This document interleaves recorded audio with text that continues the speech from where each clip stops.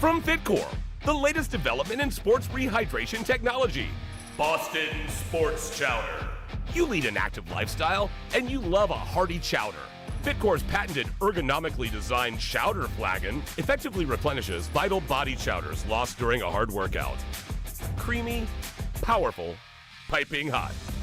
Boston Sports Chowder. Get you off an event and back in the game. The Blackwell Building, Wednesday, 9:15 a.m. Why are you standing so close to the printer?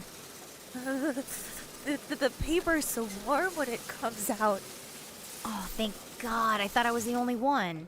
Oh, this place is freezing all the time. I know, right? So I'm not the only one? Ladies, if you have time to be standing around, you certainly have time to be working. Don't you have anything you could be doing right now? Yeah. Like maybe have a core temperature of more than 65 degrees. It's so cold. I can't type. I don't know. It seems fine to me. I just get back to work. That's all I want. I can't. Someone needs to take charge around here. Someone needs to light a fire in this bitch. Give me the papers, Alice. Wait, what? Men are always telling women what they can and can't do with their bodies. Now they have a stranglehold on the AC. Hold on. The thermostat is right over there. Literally, I can see it from here. It's 20 feet away. I have no control over that. Oh, right. It's always somebody else, never you, Harold. Smash the windows! You guys realize this is a felony, right? My nipples could cut diamonds, Harold. Diamonds. Like, you're going to jail, or at least there's a hefty fine. I'm cold as hell, and I'm not gonna take it anymore. Did you know male-controlled thermostats are the #1 leading cause of workplace violence? Don't be Harold. Always keep your thermostat set to 82 degrees. It's the only way to stay safe. From PP Boy Records, the 28th installment of the #1 compilation, bringing your favorite songs from the early 21st century. Now that's what I call dubstep. Featuring artists like DJ Schmutz, Duckhead, 28 Punch Monkey, and Andy Templeton. For example, who could forget this ditty? And of course, this heartwarming toe tapper. Do you remember dancing with your best girl to this one? It's a blast from the past, from your bar mitzvah. Nothing says mazel tov quite like this.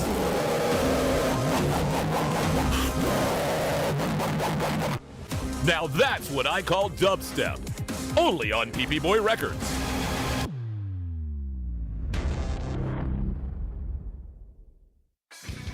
Hurricane, but her won't on my watch. I'm pilot Anthony Migliardio, founder of the only socially funded company that destroys hurricanes. Each year, hurricanes obliterate lives, property, and taxpayers' money. But I can solve this problem. Her won't stops any hurricane in any error-prone computer projection by detonating one simple, safe-tested nuclear bomb in the very center of the eye of the storm. Sound risky? After serving despite a dishonorable discharge, I've managed to sneak out with this bad boy. That's the sound of a 40-year-old floppy disk loaded with top-secret codes. Stop listening to phony pseudo-scientists of climate change, and let's take back our planet. Only with Hura won't. Mr. Migliario will neither confirm nor deny the possession of top-secret nuclear codes. Hura won't. Patent pending, not endorsed by the Better Business Bureau. Mr. Migliario pleads the fifth. Tonight on Orlando's Super TV3, from the producers of Naked and Enlightened, we bring you the social experiment of the century, Pop Swap. Who's got the TV? Who's got the batteries for the remote? That is the remote for the Himalayan salt rock lamp. Salt rock? What the hell is that? We don't have a TV in no here. TV. Yes, we have a TV. I worked 30 years for we have a TV. Get in tune with, the root chakra. I've got my chakras. My doctor prescribes them. Rhonda, you're talking nonsense. Actually, I have an Earth name, and Your that what is name? Rabbit Fox. The what? Watch what happens when millennials meet their new grandpas. I'm so hungry. This Sandwich bread tastes like plywood. Grandpa, what are you doing? Put it down. That's not your food. That's my food. It's gluten-free. Yeah? Do you know what a gluten is? Yeah, I know what gluten's are. I'm gluten-free. You damn right you're gluten-free, 'cause me and all of my friends, we stopped the gluten. No, you didn't. Sure I did. No, you didn't. Mm-hmm. No, you didn't. Yeah? You did not. The glutens, they were coming out of the woodworks. They with Tommy, and Tommy was from Kansas City. So we called him KC. Right behind me was Tex. He was from Baltimore. So there we were. When Generation Y mingles with Generation What? All right, see you in a week, Pops. Huh? No, not you. Hi, you dollface. Hey, you get your mangy Boys. mitts off of my granddaughter. You're not my granddaughter. Don't you Your tell mitts me are what relaxed. to do. No. This is damaging me emotionally. Who? The greatest generation in human history faces their greatest challenge. Pop Swap, only on Orlando's Super TV 3.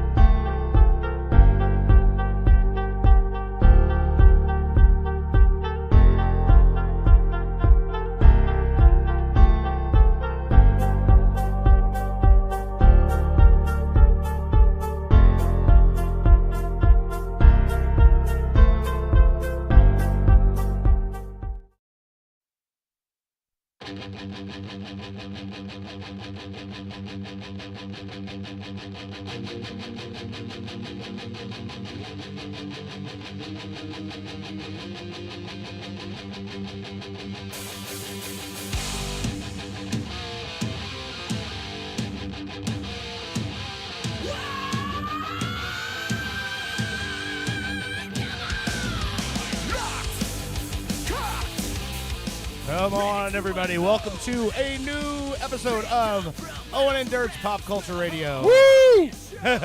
Once again, no Owen. Last week it was the headache. This week, old Brit is staring down the barrel of babyhood, huh? Don't say old Brit. I didn't mean old with a D. It's old with no D. Old Brit. Old Brit. Yeah. No, Yeah. shout out to Brit, not feeling well, in the hospital with the baby stuff. I heard she's thrown up a couple times. A couple times, you mean by like several hours straight? By like every single time. All the times. Dude, when Owen sent that picture today of her in the hospital, I thought for sure, he says they're admitting her, and I guess maybe they didn't admit her. I guess she's going home, but I thought I thought you said they were. I don't know. I'm as lost as you are with this. Was she supposed to be getting a bag of potassium or something? Yeah, they gave her an IV, I guess.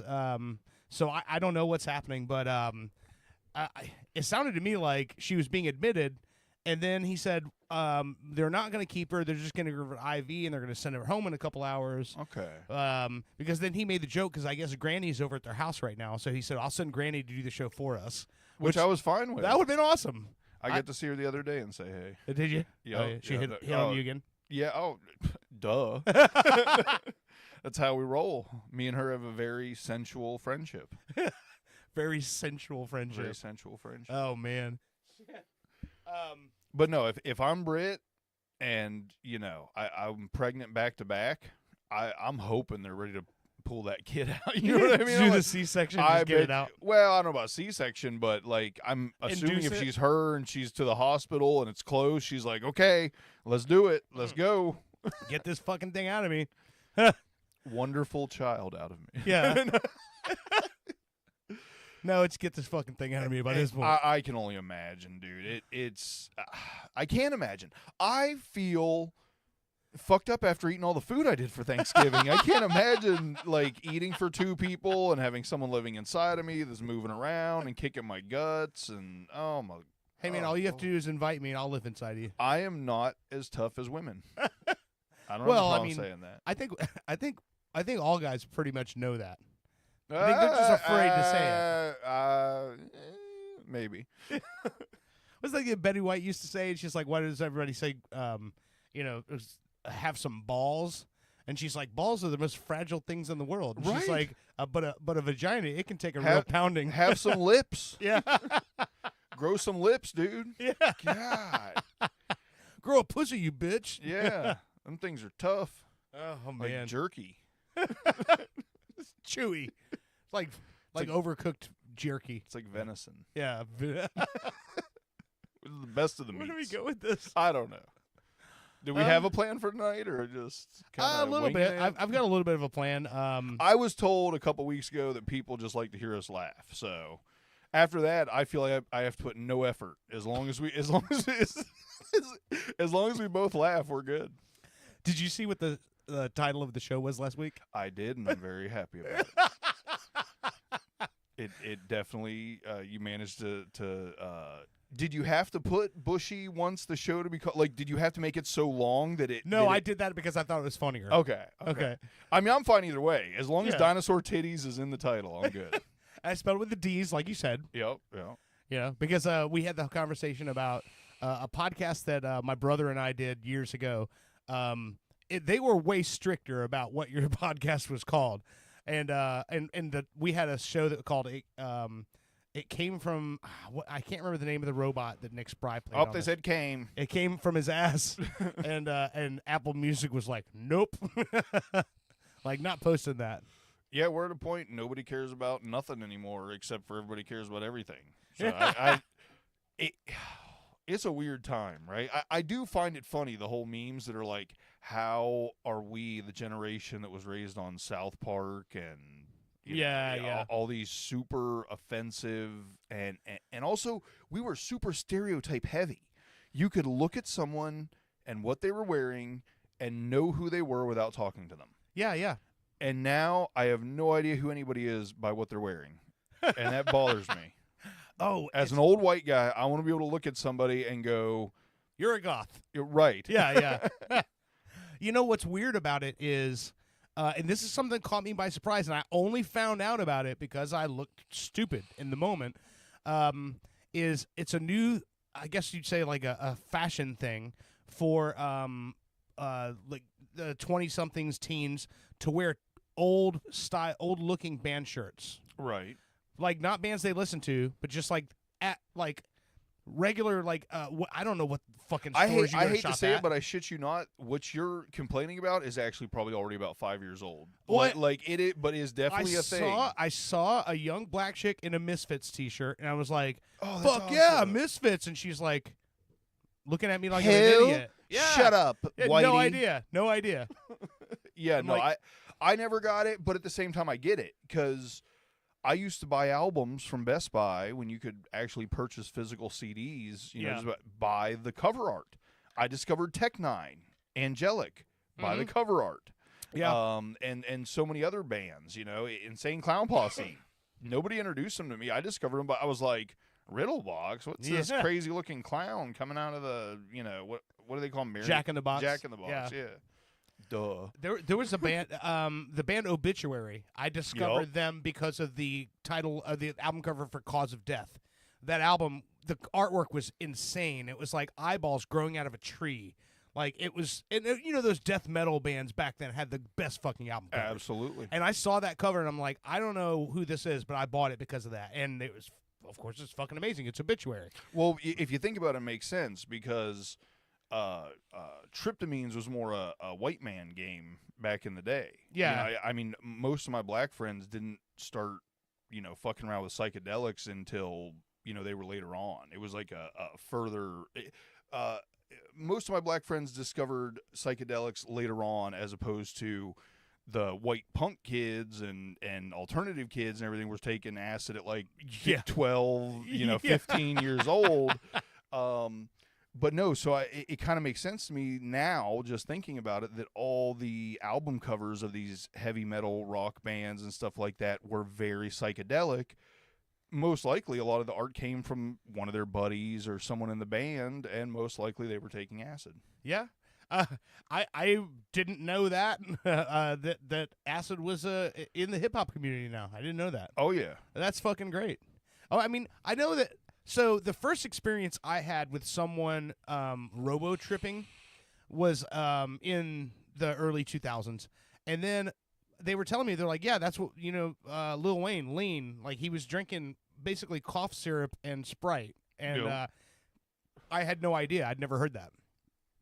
Did you ever do the triple, allegedly? Did you ever do the triple C's back in the day? No, I know what that is. It was Coricidin, which was a cold medication for people with high blood pressure. Okay.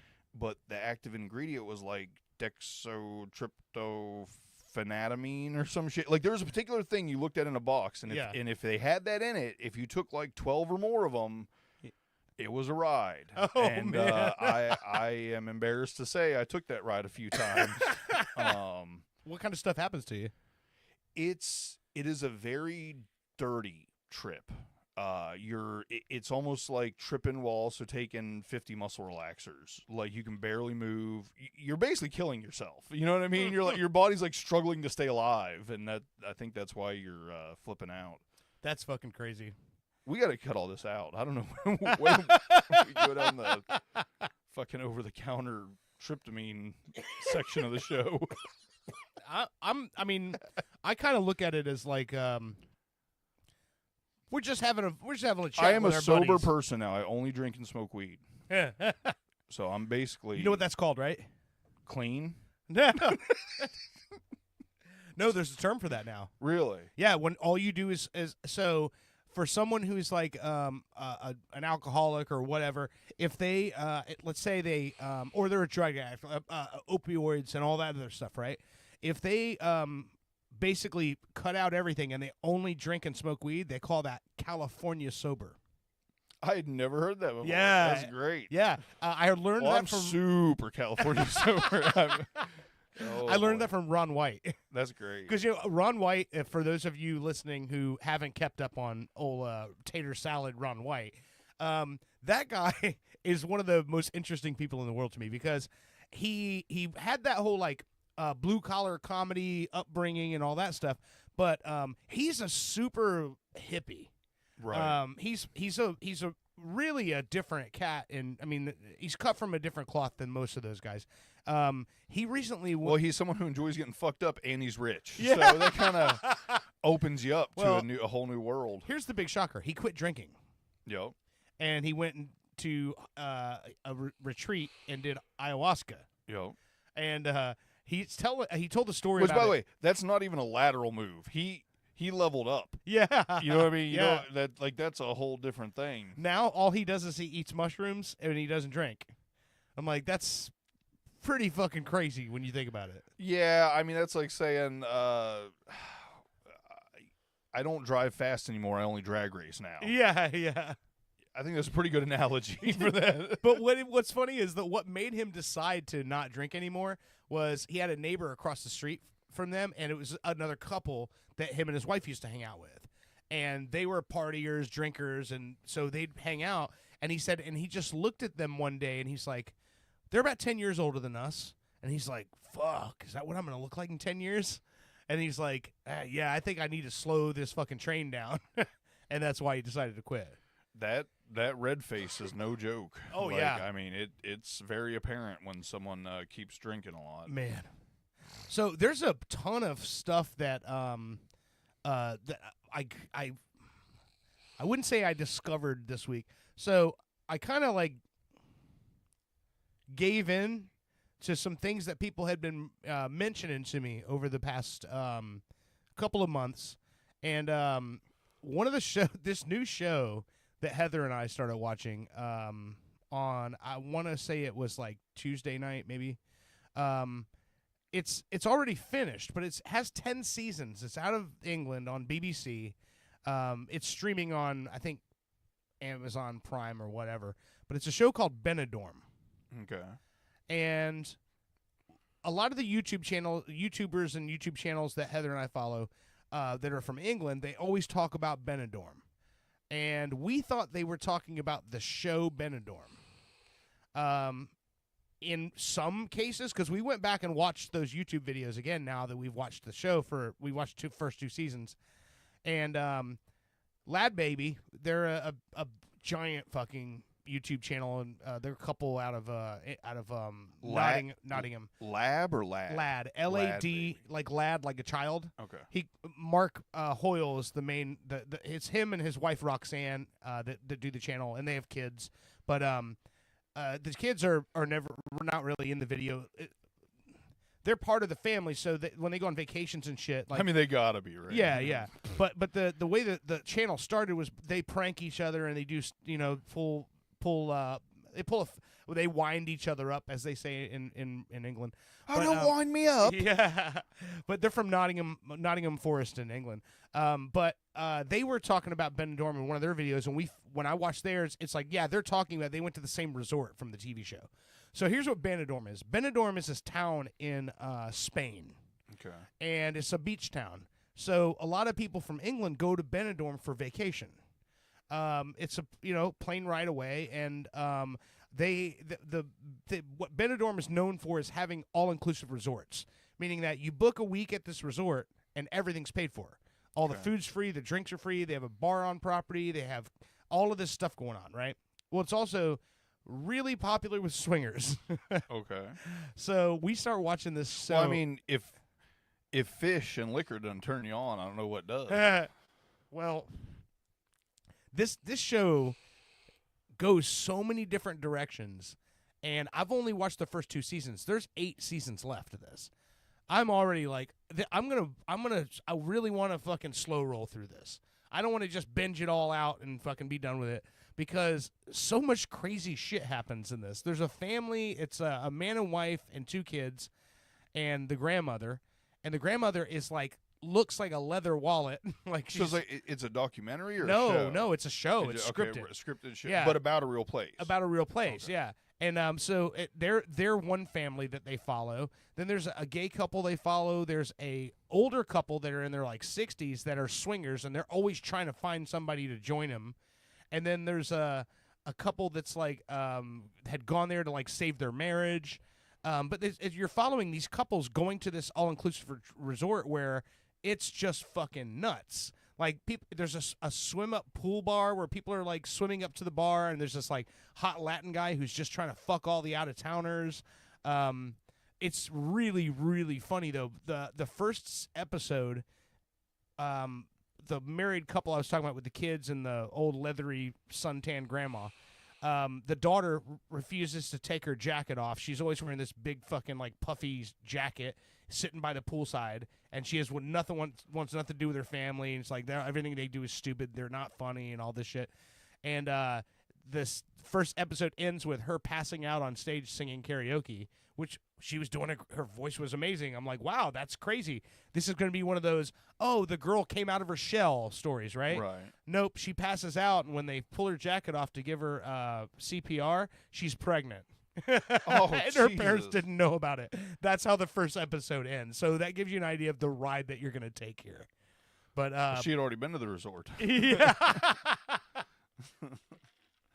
Those puffy jackets are super comfortable. Yeah. But it's one of those things. It's one of those shows that, to me, like when I was watching it, what I like watching lifestyle documentaries a lot. And every time I say that, people to explain what a lifestyle document is, not the Lifestyle Network. It's not like,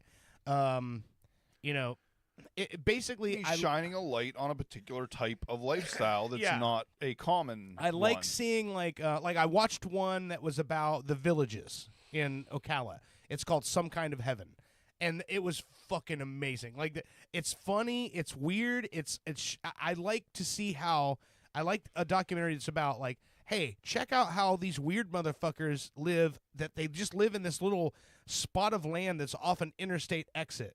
You know what I mean? thought for sure when I got older I was going to be loofah crazy in the villages, but I'm poor now, so I doubt that's going to happen. They are trailers, but they're nice trailers. Everything I saw in that documentary, I'm like, it looks fun. Everyone has a $30,000 golf cart. Yeah, exactly. Yeah, it's crazy. So I mean, if your whole existence is trying to have a fancier golf cart than your neighbor and putting your sexual type loofah on your antenna, I mean. That's a good existence, right? Like you're winding down. Well, there was in that documentary, what was funny is there's this one guy he's an.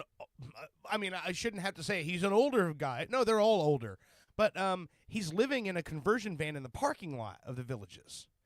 And like every morning, the security guards run him out of there. He's the one who's trying to find an old lady who will let him move into her house. He's trying to find somebody. So he's going to the parties and hanging out at the bar and at the pool and all this. He's trying to find someone who will let him move in. I didn't even think about that angle, but another 5-10 years, I might be headed to find myself a sugar mama over in the Villages. Find myself a lioness. A lioness. Yeah, I don't think you can call him cougar at that point anymore. No, well, because you're old too. Once you're old too, then you can't say cougar. Well, it's funny. One of the things in the trailer is there's all these ladies that are in the rec center, and they're doing some sort of like I don't know if it's a flag project or something where they have all these different flags and they're like sewing quilts or something like that. Hot. And they're going down the line and they're like, "Hi, I'm Elaine. Hi, I'm Elaine. Hi, I'm Elaine." And there's like 10 fucking Elaines in the room, and so they have a club for the Elaines. Oh, it's hot. Because there's so many women there named Elaine. Give me all the Elaines. I'm the Elaininator. The Elaininator. But there's also in that documentary, there's the guy who does all the acid. It's an old man who does a bunch of acid, and he goes and parks his golf cart on the golf course with the sprinklers going off, and he's standing out there in his underwear doing Tai Chi with all the lightning in the background and the sprinklers on him. Oh, better and life. He gets arrested for possession of narcotics and has to go to court. Real. I never would have guessed. Swerve.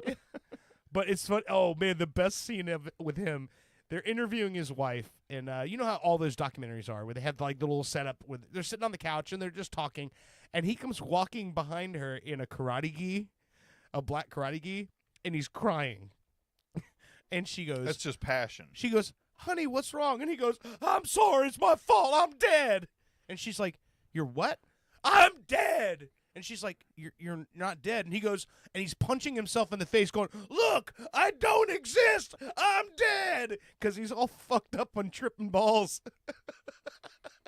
You can punch yourself while tripping balls and not feel it. Funny. Little known fact. We were watching something a year after we saw that documentary. And there was a story about a guy getting arrested for selling fake dick pills, for a better word, lack of a better word, in the Villages. And me and Heather are watching the news story, and then they pop the fucking mugshot up. It's that guy. No, not punch himself in the face tripping guy. Yeah. Who would have known he would have been the fake He's dick still pill guy? he's still pulling schemes out there in the Villages. So I mean that's the kind of stuff I like. You know, Howard Finster. That was another documentary I saw. Finster was a. He's passed away now, but he was an old man that lived in Georgia, and he had this property where he just built all these crazy things on his property and made paintings and stuff. He did the artwork for an REM album cover and a Talking Heads cover, and he was just this weird folk artist. I like documentaries like that, like the ones that show you like how, you know, what life is like for, you know, for other people. So that's the kind of stuff I like. Once you start drawing thin on that, you know, everything they're making now is death and murder. It's all serial killers and true crime and all this other stuff. That's part of the reason I went down the whole auditor path. Yeah. I was trying to pull myself out of the murder porn. Yeah. After, you know, 1,000 hours of murder interrogation videos and stuff, I'm like, it's getting a little dark. You know what I mean? Like, it does. I don't like to admit it, but what you ingest does affect you. You know? And so that's when I went down the whole auditor path. I started watching those type videos. Well, one of my buddies at work, he's literally this exact sentence. This is a direct quote. He said to me, "I don't know what my wife thinks she's doing, but you can't wash off a 3-episode series about a triple murder with a cooking show." Right, yeah. No, it does mess with you. You know, after that's all you've put in, then you start looking at it like, oh my God, everybody's a murderer. Well, like, you know what I mean? When you're sitting there watching whatever you're watching, but in the background you got YouTube playing, and every single video that comes up is a murderer, it starts making you think about all the people around you. You know, it does for sure. But the thing that to me anyway, the thing that gets me about it is I try to. I'm always like, who's gonna kill me? Yeah, I try. Like, I do want to see, like, I like watching things where it's like where they solve a mystery or we find out, it's a cold case that's been, unsolved for 30 years and there's just breakthroughs and they solve it and shit like that. But that's not what they're making right now. They're making like, hey, this girl was missing and then we found out her dad cut her into pieces and buried her in a barrel in the backyard. Ugh. And I'm like, what the fuck, man? Why am I watching this? Is this entertainment? Yeah. Well, I did watch the new. For me, it wasn't about the murders or anything. I just like the psychology of interrogations. Well, like the police using certain tactics to get people to admit things and everything. That's what I found interesting. Yeah, and I like the investigation side of things. I like. I watched the new the one about Zodiac.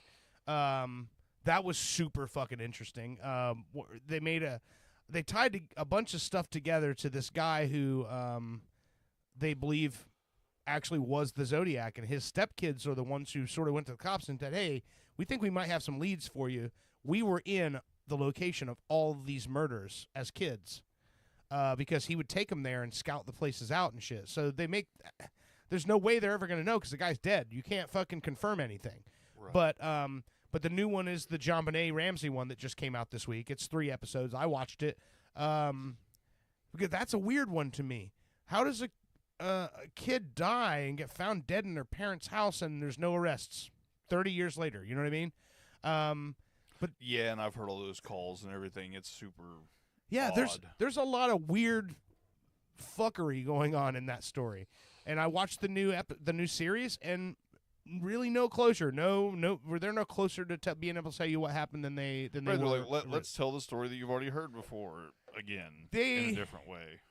They did give a lot more of the evidence. They talked a lot more about the stuff that they knew that they didn't release to the press when they were doing the investigation. There's a lot of weird stuff going. Like when they found the ransom note. They asked for a sample of the mother and father's handwriting so they could see, analyze it against the note. And their handwriting didn't match the note, but when they looked at the mother's notepad, her steno pad, they were flipping through it, and it was like grocery list and everything. Well, halfway through, they flip it up, and the note had been started on one of those pages where it said, Dear Mr. and Mrs., and then but it wasn't in her handwriting. So, like, whoever wrote the note wrote it from her own steno pad that was sitting on the kitchen counter. But there's a lot of weird stuff going on there with, like, the girl was alive when her skull was cracked. Like, they know this from the autopsy. So how does that fucking happen? I mean, the house was like a fucking maze. We're talking about a 6,500 square foot house. And they found her in the basement. But the thing that's fucked up, too, is the cops made a mistake. Why I say made a mistake? They didn't look at this like a murder. They thought it was a kidnapping. So the father and his friend are the one who found her body in the basement, not the cops. The cops didn't do a sweep of the house. They didn't fucking search the house at all. So, who fucking knows? Well, speaking about child murder, have you watched Dr. Sleep? No. What's that? I finally seen it. Okay. It is the sequel to The Shining. Oh, really? You haven't watched it yet? No. My buddy Zach had told me it was excellent, and I always take his recommendations, to heart. Yeah. The other day it popped up, said it was leaving Prime in 5 days or something, and so I went ahead and watched it. Bro, it's so good. Like, you know me, I'm not into the paranormal shit. Yeah. Like, something has to be a really good story and movie and acting, and like for me to care about anything paranormal. Yeah. Well, that's all The Shining is this weird paranormal dad's tripping, murders the family, weirdness. Yeah. It is the perfect sequel. Huh. And what's really crazy about it is the version I watched was it had commentary with the director and Stephen King at the end of it. Yeah. because apparently I never read The Shining. Apparently Stanley Kubrick's movie version of The Shining is pretty different from the book. The book, okay. But Stephen King was still very happy with it. Yeah. Thought it was a good interpretation of his book. Yeah. The beautiful thing about Dr. Sleep is it is a sequel to both the book and the movie. Okay. And apparently it wraps them both up perfectly according to Stephen King himself. So did he write the Dr. Sleep or no? So yes, he wrote Dr. Sleep, and it's wild because The Shining is actually when Stephen King was an alcoholic, and basically The Shining is a story of alcoholism. Okay. And Dr. Sleep is a story of after he's beaten alcoholism. Okay. And there's a lot of that in Dr. Sleep about Okay. being an alcoholic and stuff. But that being said, just an absolute perfect sequel to the movie. And even though I haven't read the book, yeah, I'm going to go ahead and say that you can take the word of the person who wrote the book, right, saying that it is a perfect sequel to both, and wraps up both very neatly with a bow. Like, I mean, I'm not a smart enough person where I understand all the in-depth intricacies of some of these movies and stories and stuff when they're happening. Dr. Sleep kind of lays everything out for you in a perfectly neat package with a little bow and an explanation of everything, so you can understand exactly what happened in The Shining and in Dr. Sleep. Okay. But 10 of 10. How long? Right? How long of a movie are we talking? Funny you say that. I'm glad you asked that question.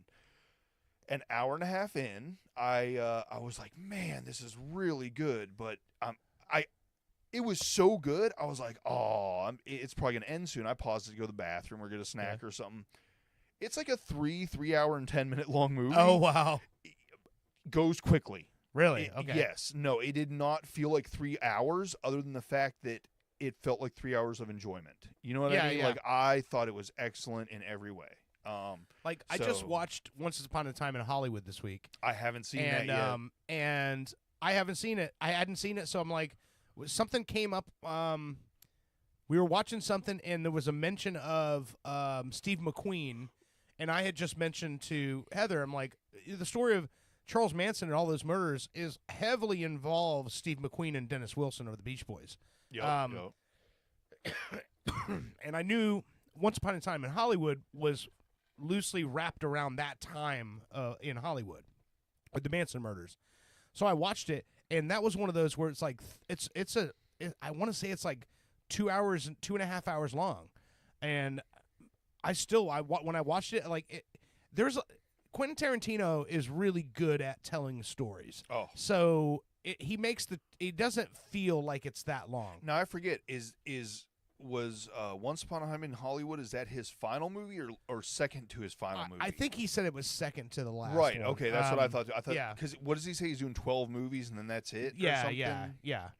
I think he had it already planned out when he started making movies that he was going to do 12 different. I can't remember what he wanted to do a Western. That's where he did Django. And he wanted to do a movie that took place all in one room or all in one place, and that's where Hateful Eight came from. Well, yeah, both of them. Reservoir Dogs and Hateful Eight are both. Well, Reservoir Dogs was his first movie, though. Right. So I think that. But that was in one spot. That whole movie was just in the warehouse. Yeah. Right. No. There was other stuff that happened in that, but I think this plan of his may have came after that, or he made because I think when he made Reservoir Dogs, he was pushing that movie. He was trying to get that movie made for a couple of years. And then all of a sudden, this funding came through, and he was able to add Harvey Keitel to it. Okay. But so I don't know what his whole plan was at that point. But the thing I noticed about this movie was I went into it thinking that Brad Pitt and Leonardo DiCaprio were playing Dennis Wilson and Steve McQueen. They're not. They're playing an actor and his stuntman. Okay. And they just happen to live next door to the Sharon Tate, Roman Polanski house. And so they're kind of like doing their whole thing. Meanwhile, the Mansons are stalking Sharon Tate and Roman Polanski's house. Right. But it's like he's telling a story adjacent to this big event that happened in Hollywood back in 1969. Well, it seems very Tarantino to me. Let me take this major event that people made tons of movies about. Yeah. But let me make it about the next door neighbors. Exactly, right. Yeah. So exactly. that's kind of that's kind of the way it is. Yeah, that's exactly what it is. What's it on right now? I think it's on Prime. Okay. I'll have to look. But very good. Well, if we're just going on the movie road, on Thanksgiving, I seen the Wolverine Deadpool. Oh, I haven't seen it yet. Is it? It's I gotta watch it. so good. Oh yeah. I did not. I did not know that the whole shit went down where Disney bought 20th Century Fox Studios. Yeah. And that is no longer an entity. Yeah. Anymore, which is pretty wild. So not only is it like Disney's first R-rated movie, if I'm not mistaken. Yeah. They went hard. Well, and it's like I told Zach. I think that they knew if they were going to make a Deadpool movie, obviously it was going to be offensive. Yeah. I think that they purposely allowed Ryan Reynolds full reign to be as offensive as he wanted, because once that movie comes out and is successful, they don't have to worry about anything. You know what I mean? Yeah, it's like, Disney released an offensive movie. Nobody cares. Yeah, you know what I mean? yeah. And not only does nobody care, they're not going to release another movie that offensive. Yeah. There's no reason to. Deadpool is purposely over the top offensive. That's the whole purpose of that character. Excellent movie. Really funny. Breaks the fourth wall like 15 times during the movie. Yeah, that's what I love about it. It's fucking excellent. It's really good. You had showed me interviews of Ryan Reynolds and Hugh Jackman and how they seemed like such good friends. You can feel that in the movie. You know what I mean? Yeah, I got it. You know me, I hate to spoil stuff. I will say, best in-car fight scene. Oh man, of all time. I don't know if you know, but there's very few movies, but for whatever reason, in-car fight scenes are really good. if done well. You mean because it's all in a very small, compressed area, you know, and you've got you got seats and you know, they can a lot of lean shit back. in your way. Right, there's a lot of obstruction. So it kills me because I couldn't remember what other movies had good in-car fight scenes, but I know there's a couple. Yeah, I definitely, that's on my, and in fact, I did start it one night, but it was a podcast night.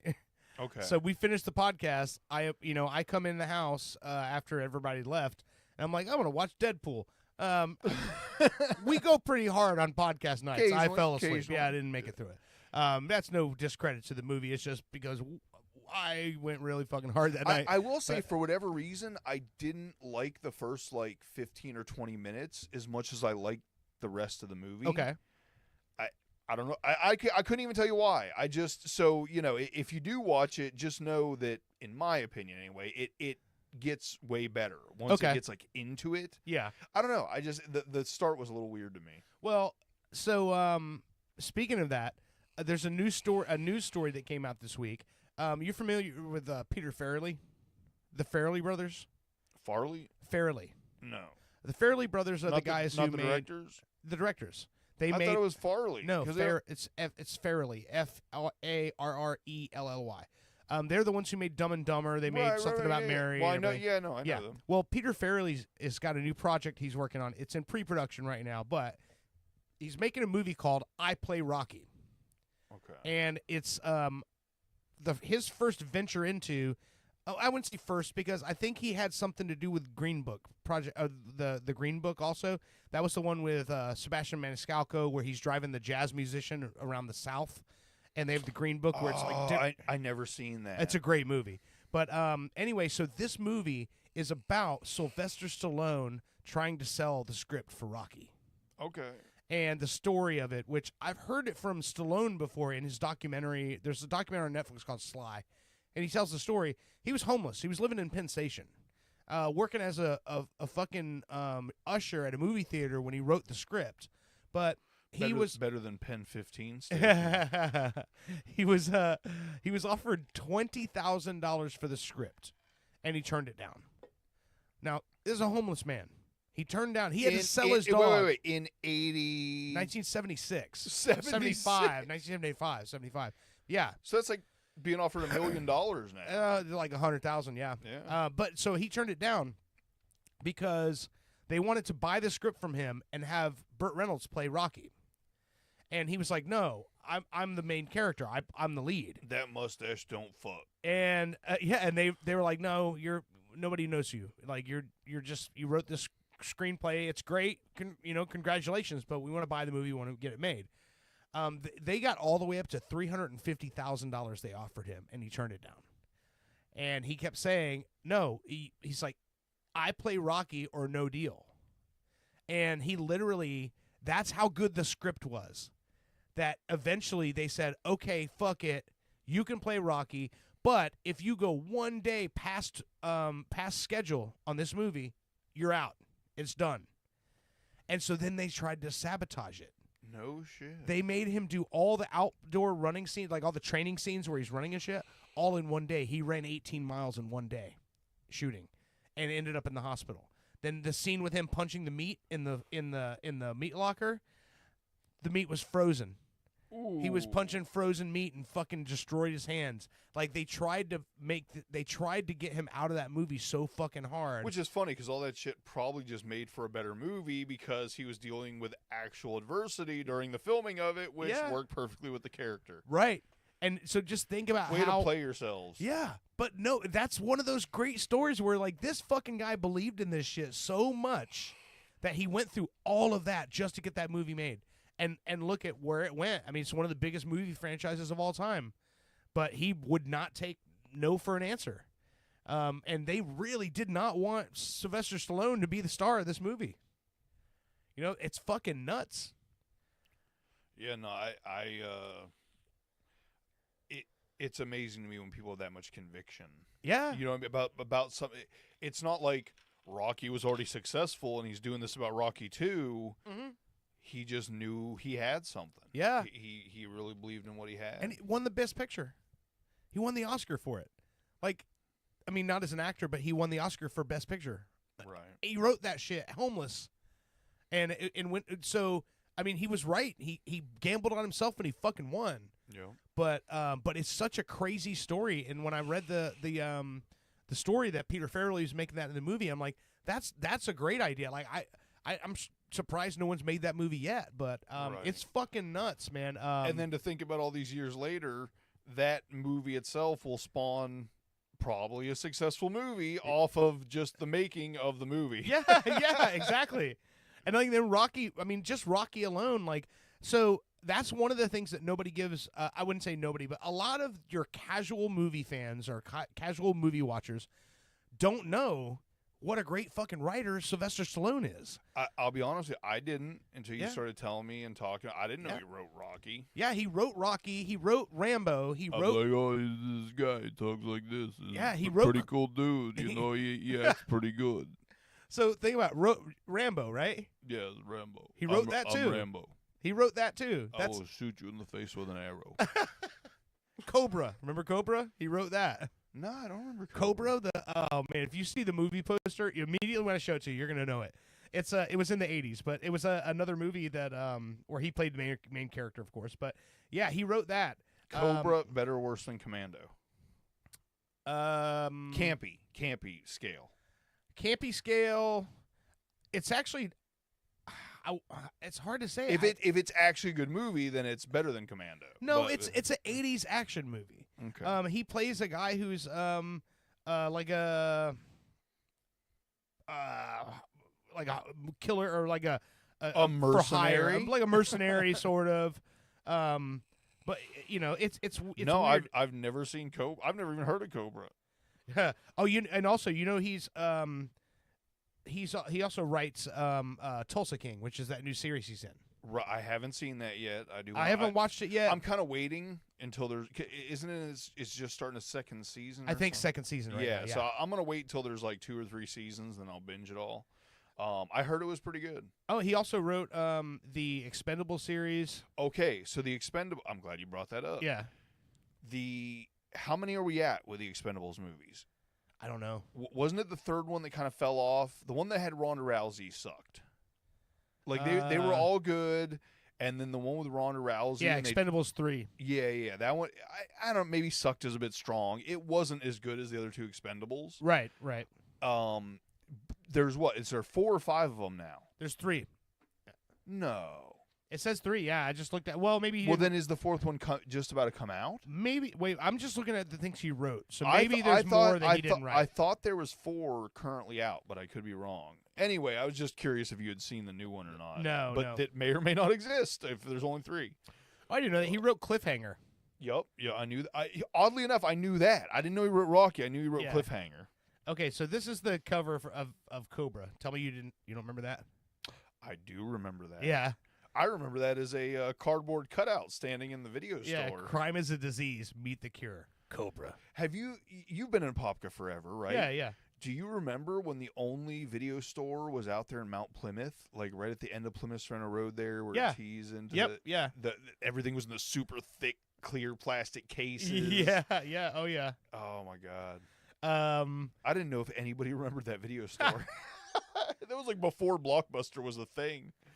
So here's what's funny, right? He wrote the movie. He wrote Rocky, and then he wrote a movie called Fist, and then Paradise Alley.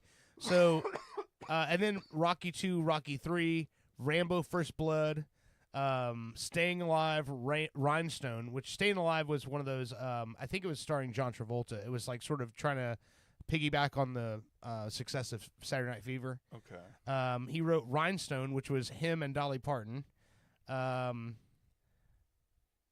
then Rambo: First Blood Part 2, Rocky 4, Cobra, Over the Top. He wrote that. It's weird because when you look at his body of work, you're like, a lot of these movies that he wrote, like they actually turned into franchises and they infiltrated pop culture to a point where I think he almost like created a fucking genre, because with Rocky and with Rambo, right, those 2 characters became like sort of like a part of the nomenclature, you know? I mean, Rocky and Rambo, everyone knows Rocky and everyone knows Rambo. All those big action movies in the 80s, I don't know if they would have happened if it wasn't for that. Is Terminator before or after Rambo? Let's see. First Blood, it was before, 2 years before Terminator. Then I would agree with you. If Terminator was before Rocky, or I'm sorry, before Rambo. Yeah. Because Rocky's different. Rocky's actually a better written story. Right. But I would consider Rambo and Terminator same vein.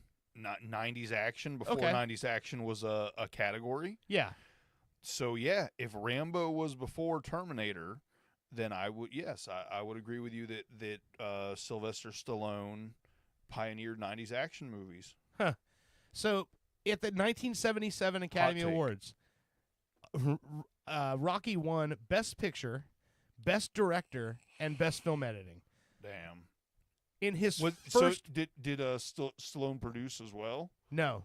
Okay. No, I think he was doing the best he could, just getting into the movie. He was the third person to be nominated for both acting and writing in the same fucking year. Okay. The other 2 were Charlie Chaplin and Orson Welles. Jesus. Isn't that fucking crazy? This fucking mush-mouth guy from Philadelphia. I mean, it's not surprising that no one had faith in him at the time. You listen to the guy talk, you look at him and you go, get out of here, kid. But the guy's he's got it. Yeah. You know, in that, he was nominated for Best Actor in that year. Talia Shire, Adrian, she was nominated. Burgess Meredith was nominated. Burt Young was nominated. He was nominated for Best Screenplay, Best Sound, Best Music Original Score was nominated. So I mean, you're talking about a movie that basically it was one of the most nominated movies at the Academy Awards in 1977. So it's perfect for the underdog story. For Peter Farrelly to make this movie and tell this story, I think it makes perfect sense. You know? Hell yeah. I mean, I think that's what kind of people need to hear more, is like to gamble on yourself, bet on yourself, you know? Hell yeah. And that's what he did. So know your worth. Yeah, exactly. So, well, tonight in Orlando, we obviously, well, I would say obviously, those of you who listen a lot know that we broadcast out of Orlando, Florida. So tonight, the Orlando City Lions are playing against the New York Red Bulls for a berth in the MLS Cup. It'll be our first time. If we win, it'll be the Lions' first time going to the MLS Cup. So hopefully that happens. The game started not too long ago. I don't know the score because I haven't gone out and watched any of it yet. We're going to go to break here. I was going to say, let's do take that a look at it. I got a pee-pee. So the musical guest or the musical feature we're playing this week is based on. I didn't know what I was going to pick for this week. I normally get a vibe from everybody when we're talking, and I'll find something. And Bushy came over and showed me a guy named Tyler Cassidy. And I knew who he was. I didn't know he was still doing stuff because he used to go by the name Froggy Fresh. Oh. And my brother and I had a band called Moonman from Mars. We opened for Froggy Fresh back in the day. And he was like kind of joke rap, but he's really fucking talented. Well, I think that was the surprise. Neither you or I realized that this dude's actually a really talented musician. Yeah, yeah. And also really funny on top of it, which I personally put in a higher category if you're doing good music that is also successfully comedic at the same time. Yeah. So we just went. I just did a deep dive with Bushy out here on the patio before the show, and so I decided I'm going to feature this guy tonight. And this is a new song it's his newest single. It was just released October 6th of 2024, and the song's called No Diddy. So this is formerly Froggy Fresh, Tyler Cassidy with his new song No Diddy. Hey Puff, don't let me down. Take a sad boy and make him famous. And remember to let him into your butt. Then you can start to make that cheddar, cheddar, cheddar, cheddar. I set off on a Friday night. Yeah, I was about to have the time of my life. Black man showed up in all white and offered me a glass of Bacardi on ice. Puffy, I ain't fucking you. Give Meek Mill to suck your dick. MGK's in love with you. G-Eazy can be your white bitch. Spend my whole life trying to cash this check. Never let Puffy kiss on my neck. Never let Puffy get in my ass. Puff Daddy is not my dad. Spend my whole life trying to catch my break. Never let Puffy come on my face. Never let Puffy come on my ass. Puff Daddy is not my dad. And he gave me a couple drinks. All right, you're listening to Pop Culture Radio. I can't see and keep me away from Beyonce. I got problems with Jay-Z. Yeah, he had Leo DiCaprio on the casting couch. I said, Lord, please save that child. I smoked Mary J with Mary J. She said, baby, please stay a while. Don't you want to be knocking on prison's door? Yeah, the FBI won't help me anymore.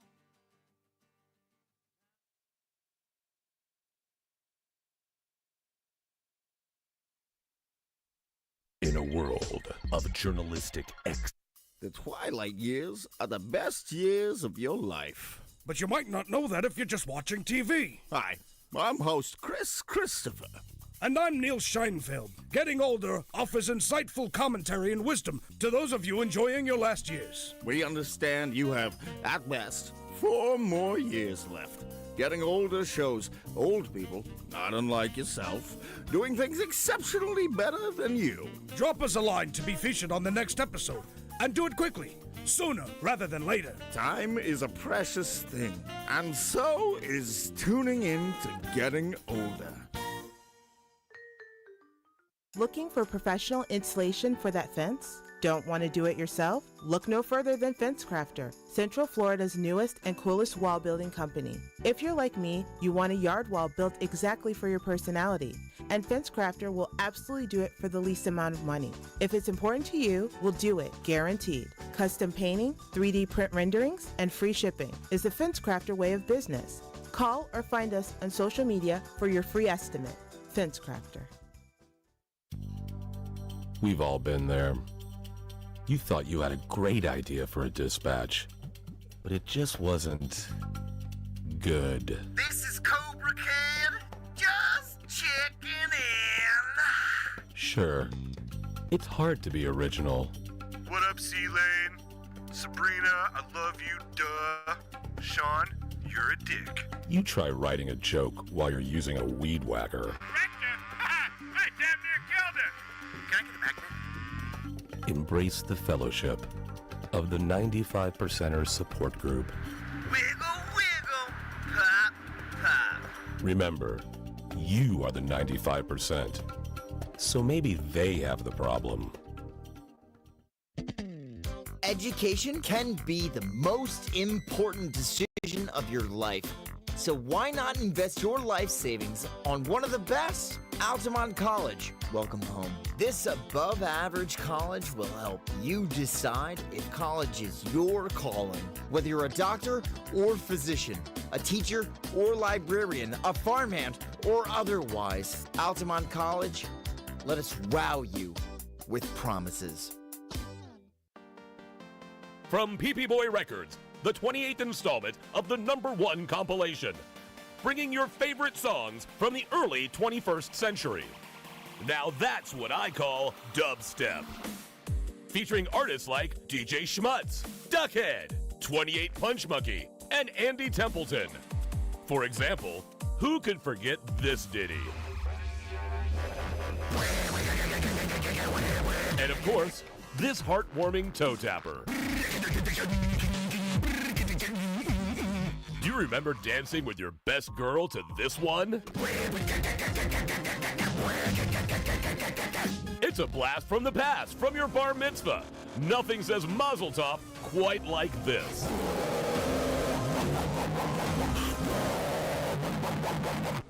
Now that's what I call dubstep. Only on PP Boy Records.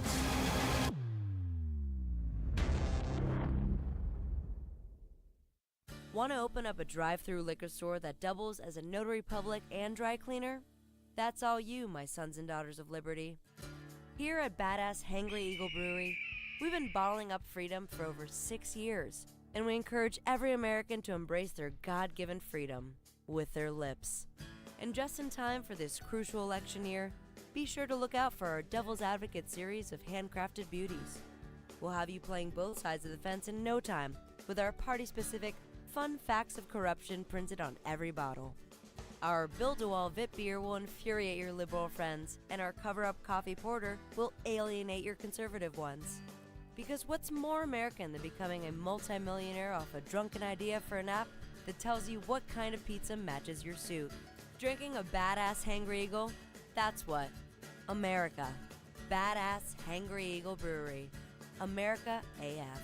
Badass Hangry Eagle Brewery!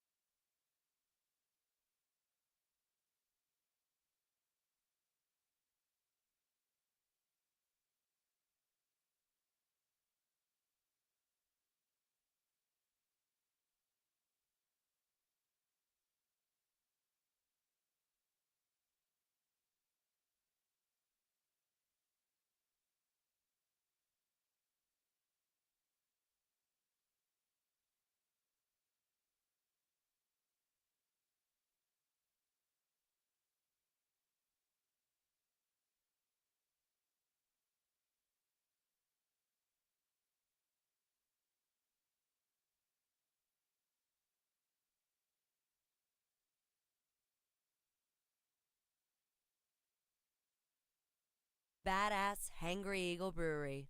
America AF. Tonight on Orlando's Super TV3, from the producers of Naked and Enlightened, we bring you the social experiment of the century, Pop Swap. Who's got the TV? Who's got the batteries for the remote? That is the remote for the Himalayan salt rock lamp. Salt rock? What the hell is that? We don't have a TV in No here. TV. Yes, we have a TV. I worked 30 years for. We have a Get TV. in tune with, the root chakra. I got my chakras. My doctor prescribes them. Rhonda, you're talking nonsense. Actually, I have an Earth name, and Your that what is name? Rabbit Fox. The what? Watch what happens when millennials meet their new grandpas. I'm so hungry. This sandwich bread tastes like prime rib. Grandpa, what are you doing? Put it down. That's not your food. That's my food. It's gluten-free. Yeah? Do you know what a gluten is? I know what glutens are. I'm gluten-free. You damn right you're gluten-free, 'cause me and all of my friends, we stopped at gluten. No, you didn't. Sure I did. No, you didn't. Mm-hmm. No, you didn't. Yeah? You did not. The glutens, they were coming out of the woodworks. They with Tommy, and Tommy was from Kansas City. So we called him KC. Right behind me was Tex. He was from Baltimore. So there we were. When Generation Y mingles with Generation What? All right, see you in a week, Pops. Huh?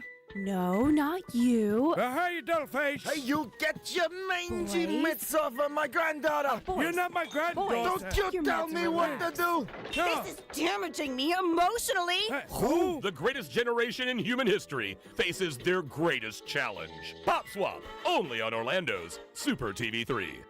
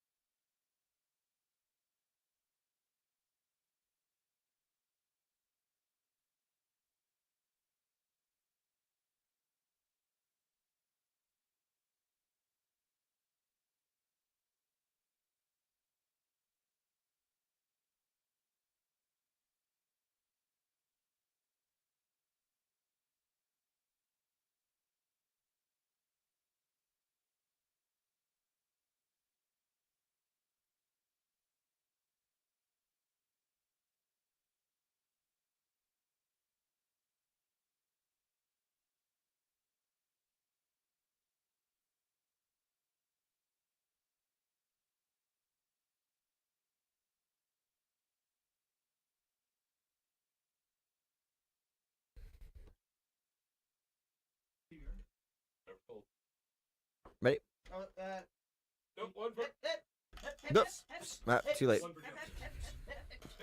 Ready? Up.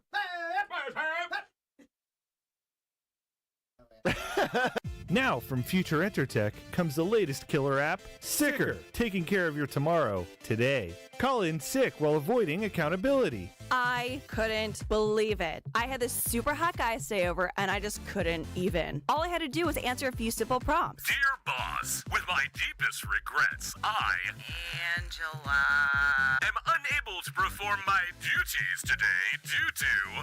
No, I'm sick. Stomach, headache. I'm sick. Sincerely, Angela. Sicker's patent-pending algorithm is designed to give you a hassle-free day off whenever you need it. I woke up with a case of anal glaucoma. You know, I couldn't see my ass going to work today. Let me tell you, sick is a real life changer. Dear boss, with my deepest regrets, I am unable to perform my duties today due to... Johnny, you gotta get a hand. See what this hand does.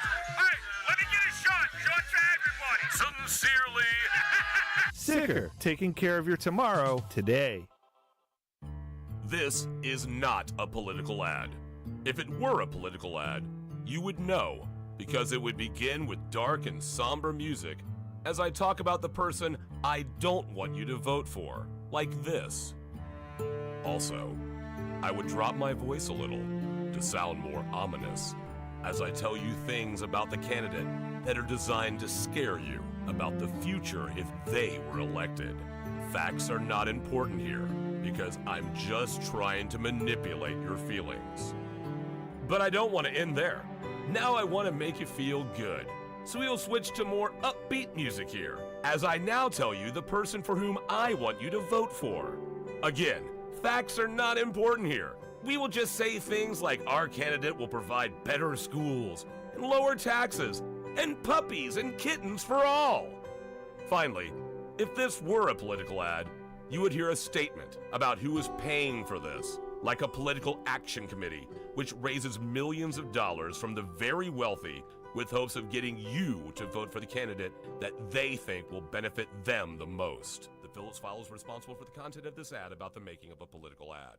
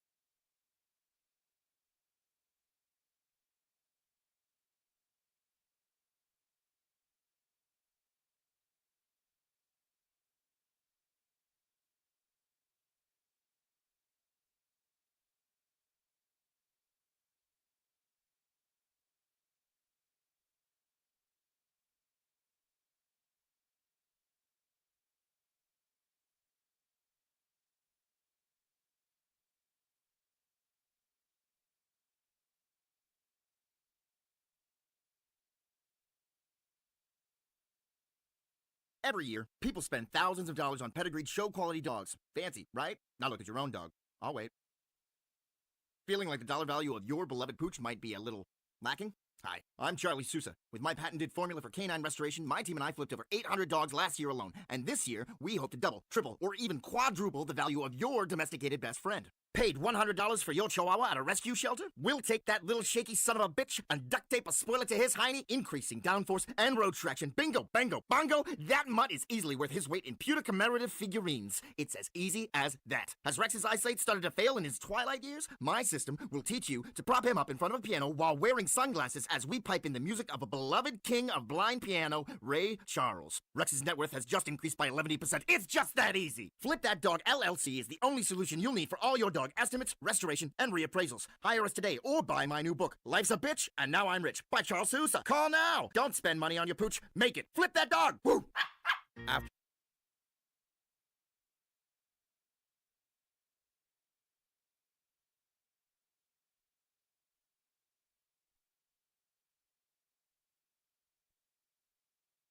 You look so amazing in that sundress. You look so amazing in that sundress. Wonder what you look like when you're undressed. I can see the future in your eyes. You know I would never tell you lies. I just wanna see you smile, so stick around a while, baby. I see your man blowing up your phone, telling you that you need to come home. If that cloudy ain't about a thing, look, I don't see no engagement ring. You said that he did you dirty, so what's the harm in flirting, baby? Cause your boyfriend's a bitch, he ain't shit, he can suck on my dick. I ain't with all that shit. Why he do you like this when you're home all alone? Why he out fucking around with them? Oh, cause your boyfriend's a bitch, he ain't shit, he can suck on my dick. I ain't with all that shit. Welcome back to Pop Culture Radio. This is Tyler Cassidy with Boyfriend. This is the song apparently that Bushy and I were watching a video with him before the show, and I guess he said this was the first like serious song, I guess if you want to call it that, when he stopped doing the Froggy Fresh gimmick back like 6 years ago. And this video, the video of him playing it originally on piano, has 15 million views on YouTube. It's a great melody. The dude, as we were discussing before, has a good hook.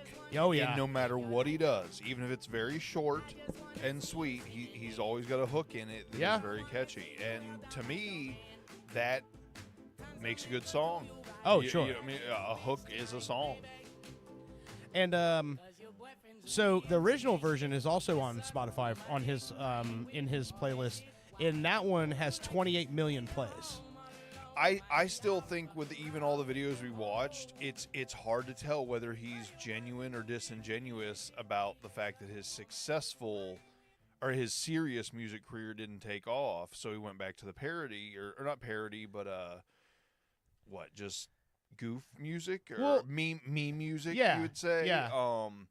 I don't know. It's hard. He's so good at faking what he's doing as being something he's trying to be serious, but it's not. You know that it's hard to tell with the guy. Well, he said in that video we watched where he said that he says he's a meme is what he says. Right. But he also was saying, you guys made me it this way. Like you made me a meme. I don't know, man. The Froggy Fresh character was one of those things. It was just like I said, when we did the show with him, I didn't know who he was. I didn't know anything about him. And then he just sort of blows up. And like when we did the show, he brought a crowd, man. They were nothing hook, else, line, and sinker with this guy. If nothing else, it is known that being able to choose to go viral is near impossible. Oh, usually virality is accidental and what is it, lightning in a bottle? You know what I mean? That kind of stuff. This guy chooses when he wants to go viral for the most part. Like most of the stuff he does catches on and is successful. So serious or not, I think the dude's a talented guy. Yeah, and like how can you? And that's one of those things that that I was just thinking about was like how he has heat. Like he pulls heat no matter what he's doing. So the thing you showed me, I'm actually trying to find it right now because I want it to. I was going to say, you got to play the roofing commercial at some point. So apparently what he's doing now is he's just taking commissions and he's doing commissioned songs. And he said in this video he stopped taking commissions in April because he got so many of them. And so now he's doing like 12 songs a day. Writing commissioned songs for people. Because Lord knows you're not talented if you're making 12 songs a day. It's fucking crazy. It's even if 3 of those are reasonably catchy, that's good. You know what I mean? Yeah. Okay, so It was Roofing America. Roofing America, yeah. Okay, so I found it looks like it's part of his Instagram page. So let me see if I can get to it. I don't know on nothing the about tablet. no Graham. Huh. That it makes me feel really old. I have never downloaded Instagram. I have deleted TikTok off my phone the 3 times it's downloaded itself onto my phone. In case you didn't know, that can happen. Oh yeah. Yeah. No, Okay. I was just at some point. I'm like, Facebook's good enough. Okay, so I'm gonna have to plug in. I think here. Let me look him up here on Instagram. I think it was the second thing I sent you of his. Yeah. I'm trying to find it so I can play it because that was. Well, could you just play it off the Facebook thing I sent you? Maybe. Hang on, let's see. Might be easier. Okay, here we go. It's. I think this is it. It's got 28. Oh man, he's got so much shit on here. Okay, I'm sorry, so I'm too buzzed. to Where fill where it in did you send it to me? You sent it to me in text or in No, the Facebook Messenger. Messenger. Okay, all right. Yeah, let me pull it up. I that think way. it was the last or second to last thing. No, because the first thing I sent you was the Oh, what else did he do that I sent you? Oh, the rapper one. Yeah, where yeah. he's just like so and so shit, Dr. Dre shit. You know, Yeah. he's just trying to kind of reignite the Froggy Fresh thing. And then the second one was the yeah, that's it. Yeah, I found it. So and I can only assume, based on this video, that somebody who owns a roofing company got a hold of old Froggy Fresh and Yep. said, "Can you do a song for us for for our as a commercial?" I guess. I personally think this is a 10 of 10. Amazing fucking song, really funny, super catchy. Yeah, you know, it's a little vulgar, but it doesn't take away the fact that it's super catchy. So this is Tyler Cassidy repping a roofing company here. Do you need a new fucking roof? Are you near Gallatin County, Kentucky? Don't be a bitch. Call Roofing America. Other roofing guys suck. Roofing America, give me a roof. Yeah, I'm not a little bitch, so I'm gonna go with you. Roofing America, call them up quick. If you call somebody else, then your roof will suck dick. Roofing America, give me a roof. Yeah, I'm not a little bitch, so I'm gonna go with you. Roofing America, call them up quick. If you call somebody else, then your roof will suck dick. Is your roof fucked up? Does your roof suck dick? Well, I know, motherfucker, you should probably fuck with. That's the best line. With all those stereo, motherfucker, do your roof so good the neighbors stare at you. Get your roof fixed and you won't be single. How you gonna get a girl with fucked up shingles? Your baby mama left you cause your roof was looking dog shit. Junky ass roof, how you gonna get a boss bitch? You don't hire a roof in America, you're an idiot. Somebody else fucks your roof up, we can finish it. Roof in America's the guy that you could call if you want your roof done by a guy who has balls. Roof in America. Like, I want to get a roof. Our roof is fine. Yeah. And I want to get Roof America now. Well, they're in Kentucky. I mean, hey, if you don't want your roof to suck dick, you get these guys that come to your roof. Exactly. for you. Otherwise, your roof will be fucked up. Yeah, you won't get a boss bitch. I mean, if that's not an endorsement for quality craftsmanship, I don't know what the fuck is. One of the things. I'm gonna be singing that for days. It is so That's what catchy. actually we and I hate country for the most Yeah. part. You know what I mean? Like new age country and all that. Like I like the more older folk stuff, but Yeah. no, I just it's so fucking catchy. Well, what was funny to me about this is that when you played it for me, and I was like, "We got to play this for Heather, my wife." When you guys listen, you've listened long enough, Head Trauma Heather used to be on the show a couple seasons ago. So we took it in and played for her, and then she says, "Oh, great, now I'm going to be singing this fucking song all night." Well, it was even better. She came out like 20, 30 minutes after we played it, and she's like, "Just so you know, I've got Roof America. Your roof's going to suck dick, stuck in my head." So, since we're on the topic, I want let's go down this rabbit hole. So, this guy, for those of you who don't know who we're talking about, so Froggy Fresh was a YouTube rapper that he basically went viral on YouTube and became a big deal, and then he started touring. We played with him when he came to Orlando. He had a huge following. I mean, you were talking about a lot of his videos have almost 10 million views on them. The song that he went, I guess, that blew him up, this song is called The Baddest. This was 11 years ago. So this is the guy. Of course, there's an ad, so I'm still keeping it muted. Well, and it's funny because he did this on purpose, and everybody thought it was organic and real, and it was something that he made up, where there was these two ultra white kids, runny nose, holding guns, but they're like BB guns. Yeah. And he's like, I'm gonna make this goofy rap, parody. Yeah. And it just blew. Everybody thought it was real. I thought it was real. I really did. I 100% thought this shit was real. Well, that's what he said. He's like, you made me, I'm a meme. He's like, and I've accepted that. He's like, I wanted to be a real artist, and I wanted to be, looked at the same way as the guys who I look up to. He's like, but I've accepted the fact that, he's like, when I make real music, you guys don't fucking click on that shit. He's like, you don't buy the real stuff I do. He's like, so when I make this funny stuff and this meme music, you love it. So that's what I'm doing. Yo. So this is the song The Baddest. Froggy Fresh 2012. 12 years ago. We back up in this. Y'all already know. Cause I am the baddest of them all. If you ain't about money, then I don't mess with y'all. Y'all think I don't get girls, cause I ain't very tall. I mean, once again, I've been proved right. If the track goes hard. The baddest of them all. Yeah. If you ain't about money, then I don't mess with y'all. Y'all think I don't get girls, cause I ain't very tall. If she see my stacks, I bet you that she calls. I had to fight my whole life. I could beat you up even if you had 1,000 knives. Even if you had infinity knives. I would punch you up into the air like a kite. I bet you sleep with the night light cause you're scared of the dark. Cause you stink like a fart. Well, Still go hard. 9,829,000 views on this song.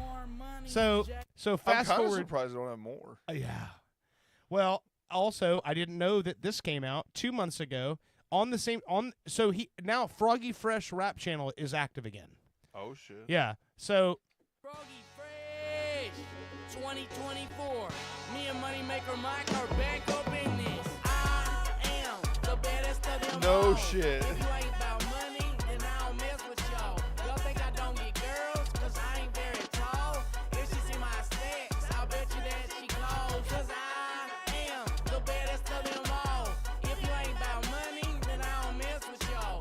I know what I'm playing on the way home. Cause I ain't very tall. If she's in my stacks, I bet you that she calls. I had to fight my whole life. I could beat you up even if you had 1,000 knives. Even if you had infinity knives. I'll punch you up into the air like a kite. I bet you sleep with a nightlight. it's just a new track, and he's doing the same song, but this has 250,000 views. So, not anywhere near the success of the other one.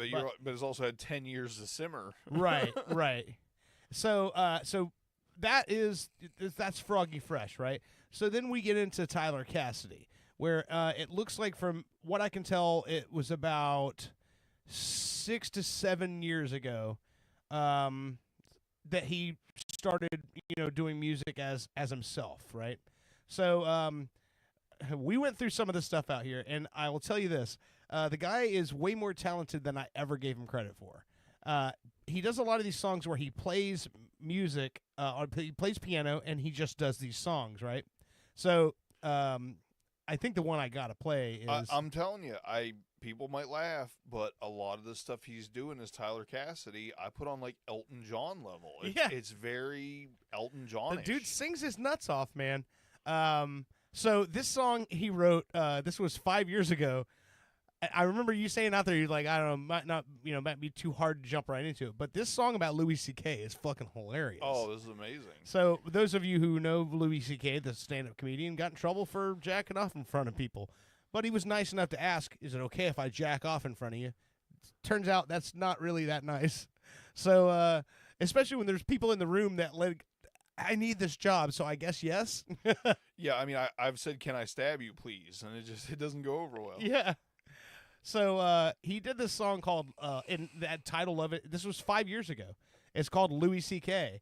It was a Dom sub situation. Yeah. Something been changing inside me. Now sex isn't fun, but I found a new way I could come. I just won't jerk off in front of someone. Yeah. So now I've been plotting and scheming, and I'm out on the prowl. And I got my lotion and towel, and I wanna do this shit now. Yeah. It's almost like what, like 21 Pilots? Yeah. Or like Train. Adam Levine. I couldn't even remember her name. Yeah. And I looked around for a second and made sure nobody could hear. And then that's when I pulled her in near. And I whispered right into her ear, can I please get consent? Cause I wanna jerk on my dick. And I wanna do that shit nice and hard. And you're gonna stand there and watch. Can I please get consent? Cause I wanna jerk on my dick. And I wanna do that shit nice and hard. And you're gonna stand there and watch. It's funny because I was going to tell you I'm going to try to reach out to the auditor of the Big Nick, South Florida. Yeah. So I hope this isn't the episode he listens to, whether or not he wants to be on the show. Well, and there's one last one I'll play of this, but also he did a song 2 years ago after the Oscar slap between Will Smith and Chris Rock. Oh. Yeah. And this one's got some lines in it. Sat there that Sunday night in my recliner to watch my hero on the screen. Will Smith makes movies for the whole world. I like to think he makes them just for me. Chris Rock got up on stage and started riffing. Yeah, he made a couple jokes. At first Will thought that they were funny, till Jada said no. Will Smith got out of the seat and started walking, and the whole crowd starts to laugh. And I'm just thinking this is gonna be so funny when Chris got slapped. And I seen I Am Legend and Men in Black as it flashed before my eyes. The pursuit of happiness was enough to make me cry. But now Will treats the world like the wild, wild west. Will Smith that I used to know is dead.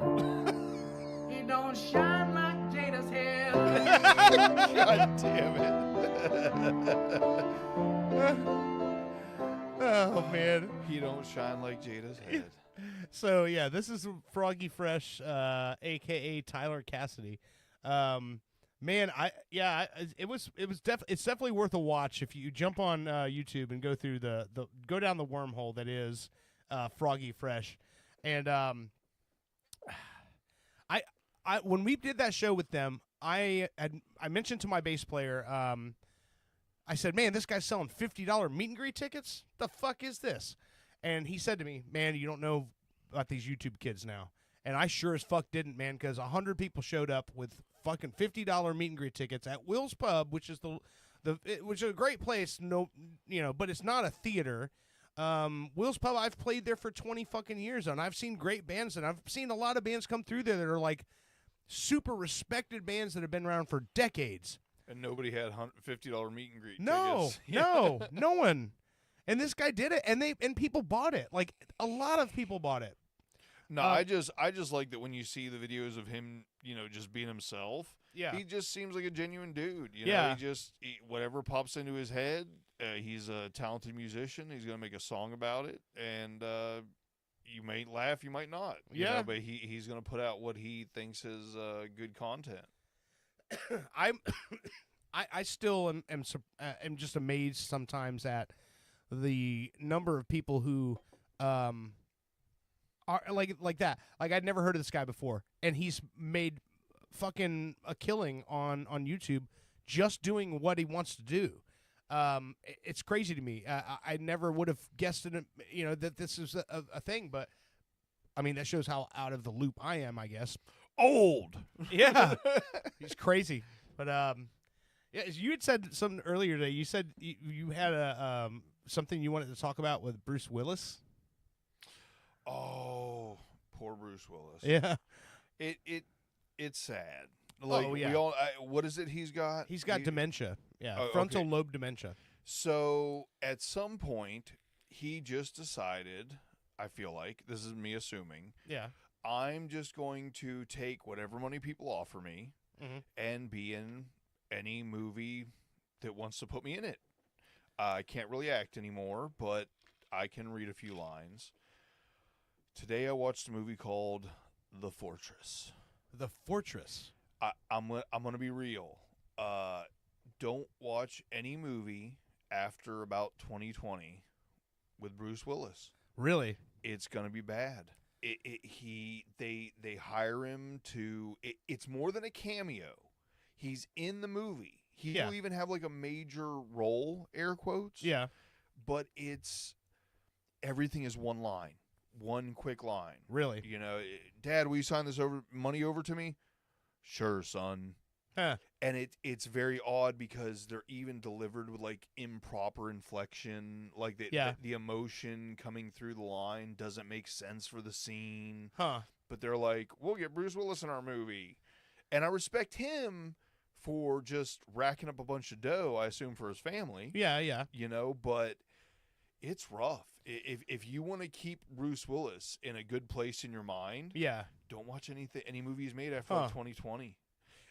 I They're don't- horrible. I don't mean, just remember seeing not to any of interrupt, that. but Yeah, just go to give you an idea, aside from Bruce Willis, the movie was so bad they've got like someone that's supposed to be a sniper. Yeah. And they're showing the sniper, and he's sighting his rifle. He's going to take the shot, and they show a shot of the sniper from the side, and the fucking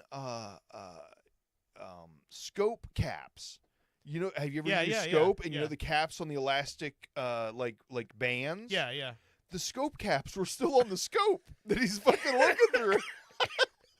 Oh man! I mean, that's the level of quality of movie we're talking here. Some you know? continuity director got fired after that. Oh, it's so bad, and it's so sad because not only is the movie bad, he's bad in it. You know, That sucks. and it's so disappointing because I fucking love Bruce Willis, but just. You know, just a cautionary tale to anybody out there if you want to keep Bruce Willis as Sin City, Die Hard, Bruce Willis. Don't watch anything after like 2020. I think the last stuff I got into that he was in was the Red movies. Oh, those were amazing. They're fucking great. Yeah, no, Red movies are 10 of 10. And John Malkovich in those, and Helen Mirren. I mean, they were a great cast. Oh God, there's another one Bruce Willis. It was the first one that I seen Bruce Willis in where I'm like, I didn't know he had a problem yet. Right. And I just seen this movie with him in it, and it was some like the Mars Protocol or something, it was something about some galactic event, you know, or take out a bunch of shit, and I was just like, this is bad. Like, since when does Bruce Willis do bad movies? And then everything I've seen since then, it's gotten worse, and it's terrible. It's sad to see. Yeah, I'm mad every time I click on one of these movies. I'm like, oh, well, Bruce Willis is in it. It's like, oh man, poor dude. Yeah, it was a surprise to me when that came out, like what he was dealing with, because I don't watch that many movies as it is. I mean, you know, when you hear us talk on this show, like literally when I tell you I watched something this week, that's probably the only thing I watched. I mean, the TV's on and it's in the background, but I'm doing a lot of other things, so I'm not paying really close attention to stuff a lot of times, unless it's something that Heather and I have picked and decided we're going to watch this, which we went through. Quite a few things. And over this last couple of weeks, like I had a week of vacation, and then Thanksgiving hit, and then you know, here we sit today. So there are things that I watch and I pay attention to, and I you know, get into, but I don't just go and like search for a movie to watch. I didn't know anything about Bruce Willis's condition. I didn't see the gradual deterioration in his acting abilities or any of that. It just came out of left field to me. And there's a lot of guys, and that happens a lot. You think about when Chris Christopherson died a couple of weeks ago, and I'm like, or it was last month. I had just seen him on the Willie Nelson 90th birthday celebration at the Hollywood Bowl. I watched all of that, and I didn't even think about it until they said, "Oh, he passed away. This was his last performance." I went back and watched it, and I'm like, God, it's like terrible. I mean, it's not terrible, but it's like you could see he was obviously sick and he was obviously not well. That didn't even register with me at the time. It was just, oh yeah, of course he's almost 80. Of course he's gonna look old, you know. But getting old is weak, man. Speaking of which, Willie Nelson's coming to Orlando in February. Last time I saw him in concert was 2017, but I've seen him a bunch of times. But I'm almost thinking like he's 91. He's going to be 92 in April. I'm thinking I'm probably just going to go. It's at the fairgrounds. I'm like, it's, big outdoor show. I think I'm just going to go just so I can say, one more time. Who knows? My problem is, and I think it's a selfish thing, once these guys get older, I'm just like, I don't want to soil my memory of them in their prime. Yeah. I know it becomes hard to watch. I forget which one you showed me. There's a lot. I mean, he was in. I think the last thing I showed you with him was when he did that. No. I'm sorry. It wasn't even music. It was Ric Flair. When you were showing me last match. Yeah, when you're showing me Ric Flair's last match, I'm like, no shade, but should he have done this? Like, probably not. There's better memories to be had than this, right? No, you're right. I don't know. That was not the best. And it is, whether I mean it to be shade or not, it is kind of shade because it's like, hey, if you're that famous and you can still make some money off this last appearance and everybody tunes in and watches you, that's amazing. Yeah. But for me, I'm like, I don't want to see you like that. Well, and that's kind of how I feel about it too, is that that match, I watched that match, and in fact, Fritz came over and we watched it together, and it was uncomfortable how bad he looked. But I mean, but he did it. Yeah, who's going to tell Ric Flair no if he says, "Hey, I want to do one more match"? Well, he can have consent. He's going to do it. Yeah. He's going to do it anyway. But it was. I think that's the problem you have. We saw the Mike Tyson fight 2 weeks ago, right? And it was obvious that he's older. He doesn't have. I don't know. After seeing all the slow motion shit, I think he could have whooped his ass. I agree with that. I think it showed once he was forced to take it, into the later rounds. Yeah. That yes, he was starting to gas out, but I think if he was allowed to go all out, he would have beat him in the first 2 or 3 rounds. I really believe that, and that's possible. Not to pick a scab, but I really feel like I was right from the very start. I mean, am I wrong? Did it seem very fucking scripted and made up, and it was just made to Jake Paul look good? Mike didn't look bad because he was the first one to not get knocked down or knocked out versus Jake Paul. Right. But Jake Paul looks good because Mike Tyson didn't knock him out. It was a win for everybody. Yeah. And that's kind of what I assumed it was. It was.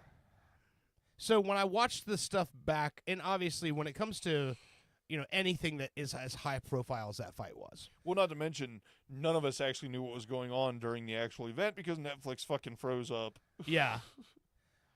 Well, and also, I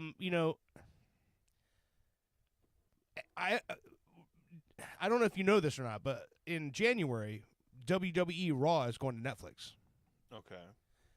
Do you know how many people watch Raw on a Monday? At least 15. A lot. A lot. So I wonder what is the discussion at Netflix now, because they just had everyone and their brother try to log on and watch this fight, and their fucking stream was crashing. Yeah. Come January, they have literally the longest running episodic television program in the history of TV is coming to their network. Millions and millions and millions of people watch this show live every fucking Monday night, and now it's going to Netflix. I can already see the wheel spinning. I mean, I would assume that Netflix, I mean, it's not like they don't have the money. You know what I mean? Well, right. They have all of the money. I would assume that off the heels of the failure, they would, up their servers or whatever it is they have to do to fix that Yeah, scenario. I don't know, man. It's going to be interesting to see what happens with that because, I mean, they've done it. So WWE has gone through a lot of platform changes since I want to say it was 2011 when they launched the WWE Network, which was its own app. You download the app, and they had every single pay-per-view that had ever taken place in a library like streaming service. You could watch all the old stuff, and they had all their live pay-per-views were through that app. But the weekly shows were still on a major network. They were either on USA or Sci-Fi Network at one point was carrying them. But they've always been on cable, on basic cable television. Now, on those networks, it was live? Yeah. You would think Netflix would shit all over that, right? Like they would be so far ahead. I mean, Netflix is it. Yeah, exactly. Right now, so that's kind of odd. Well, I watched the Cat Williams live comedy special on there. I watched Joe Rogan's comedy special live on there. And they were live. They were broadcast live. Chris Rock's last special was live on Netflix. I watched that too. But they didn't crash. And I don't know. Obviously, you're talking about a much smaller audience of people that's going to go hop on Netflix or they're waiting to watch this live episode or whatever. Even Tyler Henry, the psychic medium kid from Hollywood, they call him the Hollywood psychic or Hollywood medium or whatever. Okay. He does a live show every Tuesday on there now. And I've watched a couple of those live, and they're always fine, no glitches, no problems. But you're talking about that Tyson Jake Paul fight. They had millions of people logging in for that. They're about to have that same thing when it comes to Monday Night Raw. I don't know how it's going to pan out, but I'm hoping that because they had those issues with the fight, they realized something needed to be upgraded. They needed to, maybe. Yeah, take another look at it. Yeah, they'll get a new server or upgrade their servers or whatever it is. So I'm interested in seeing how that all goes down. But I would say I wouldn't think that wrestling itself is going to pull the numbers that Jake Paul Mike Tyson thing did. I mean, I'm sure it's big, but it's not that big. You don't have both. It's not as big. It's not going to be as big as you got that, completely separate audiences. Sure, You yeah. know what I mean? Coming together. Old boxing and new social media influencer. Right. So to give you an idea, and so I'm going to actually look it up just so we can see. What's the average weekly viewers? Viewership, yeah. Like let's see.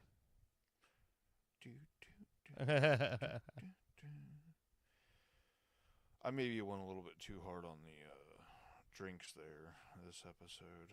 I feel like we're in the fourth segment. The fourth segment. So on a weekly 1.7 million viewers per episode.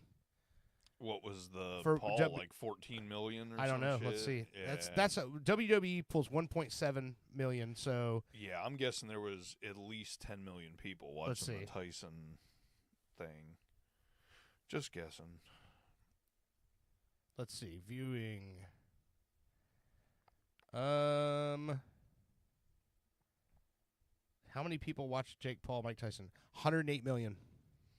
So we're talking 10 times. Yeah, that's so, crazy. No, you said 1.4. 1.7. Yeah, so 100 or almost 50 times. Yeah, 50 times exactly. That's crazy. Yeah, so they'll be fine. They'll be fine. That is crazy to think. 108 million people watching anything at one given time. It was probably worldwide. So, that's definitely worldwide. Yeah. Wow. And that doesn't surprise me. So in my opinion, they'll be fine with the wrestling. They'll be able to handle that no problem. 50 times smaller, they'll be good. No buffering. No buffering. All right, you so see all the man tights you want. So they're getting ready to go into extra time on the Orlando City game. Let's take one quick break here, and we'll come back and finish the show. This song is one I played for you out on the patio. This is another Tyler Cassidy song. This one's called Ian Gary. Oh, I like this one. On y'all watch out now. There's a cougar down there. She done got herself a calf. Ain't that a damn shame? Somebody save Ian, cause I don't wanna see him with the 40-year-old gold-digging European. From the king, can she sing? Does she even fucking clean? Seems mean while the ring, it's obscene, it's a stain. Where's the eggs? This is staged. This is a mistake. This is fake, right as Ian Gay's got a pretty face. No hate, but how's a man that good looking get a girl who can't cook and she'll probably be hooking? Got me looking at the sky, got me asking Jesus You gotta send this to why Fritz. I Ian bet fell in he'd love like with a this. woman 55. No soul, so old, holding gold in both hands. Why she still with both mans, looking like she eats crayons? Somebody save Ian, cause I don't wanna see him with the 40-year-old gold-digging European. There's a cougar on the prowl. You're listening to Pop Culture Radio. She's older than your dad and she's coming to your town. Somebody save Ian, cause I don't wanna see him with the 40-year-old gold-digging European. There's a cougar on the prowl, bringing young men down. She's older than your dad and she's coming to your town. She's at death's door. Why you let her give you head for 6 months away from inshores and getting bed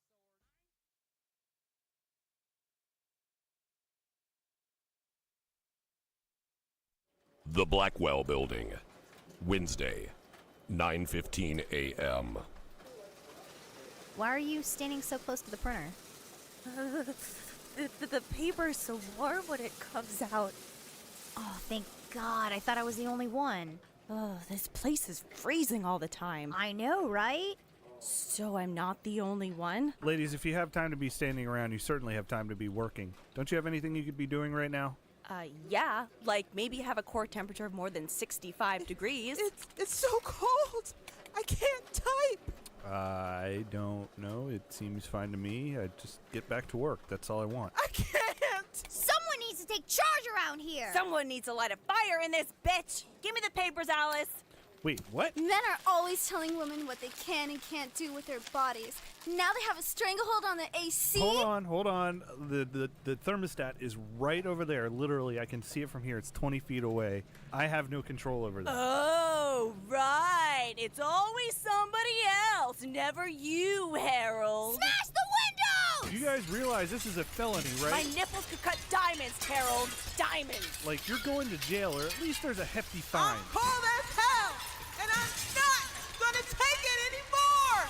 Did you know male-controlled thermostats are the #1 leading cause of workplace violence? Don't be Harold. Always keep your thermostat set to 82 degrees. It's the only way to stay safe. Want to open up a drive-through liquor store that doubles as a notary public and dry cleaner? That's all you, my sons and daughters of liberty. Here at Badass Hangry Eagle Brewery, we've been bottling up freedom for over 6 years, and we encourage every American to embrace their God-given freedom with their lips. And just in time for this crucial election year, be sure to look out for our Devil's Advocate series of handcrafted beauties. We'll have you playing both sides of the fence in no time with our party-specific fun facts of corruption printed on every bottle. Our Build-A-Wall VIP beer will infuriate your liberal friends, and our cover-up coffee porter will alienate your conservative ones.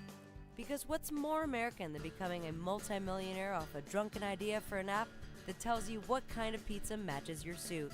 Drinking a Badass Hangry Eagle? That's what. America. Badass Hangry Eagle Brewery. America AF. Badass Angry Eagle Brewery!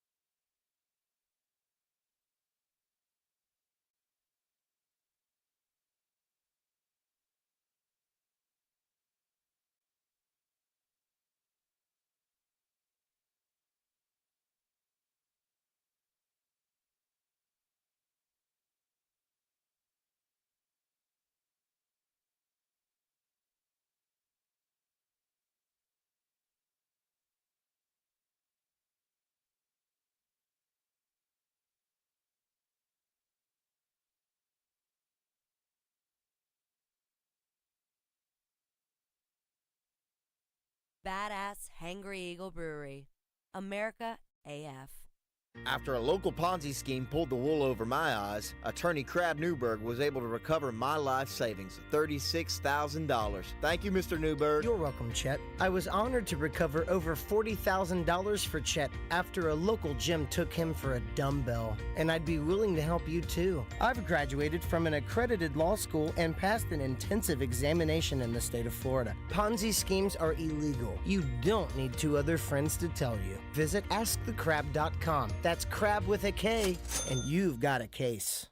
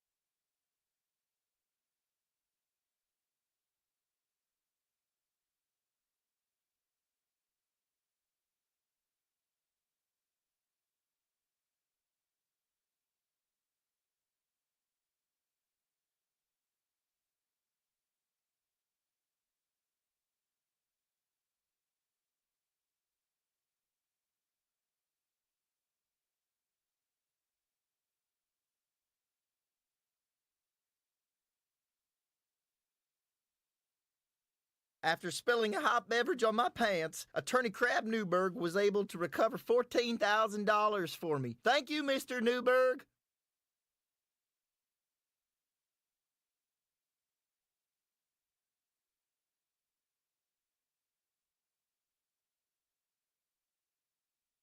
However, I specialize in only one area, you.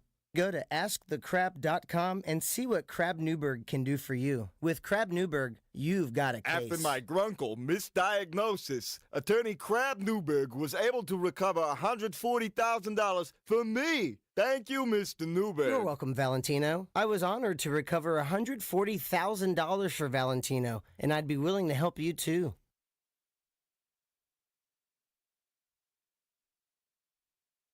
Grunkle is a very serious congenital condition. If you've been misdiagnosed, go to AskTheCrab.com.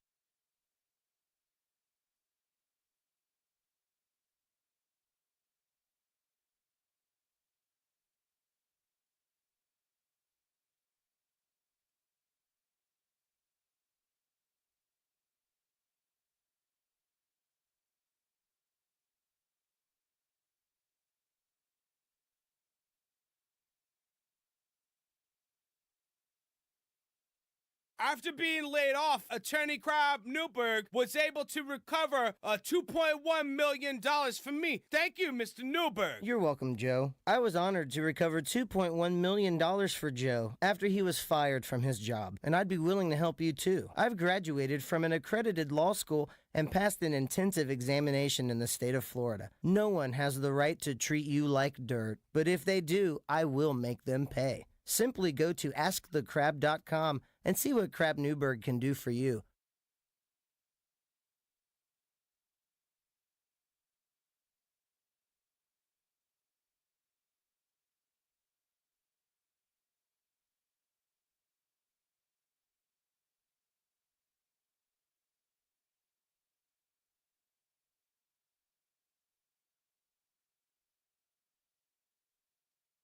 New from the makers of Sicker, the hottest craze in passive messaging technology, Singstagram. You speak it, we sing it. For all the good times, congrats on graduating. Congratulations on your graduation. And the not so good times. Sorry to hear about your loss. Your grandma's dead. Sorry for your loss. When you have a song in your heart, but you can't quite get it out. New phone, who dis?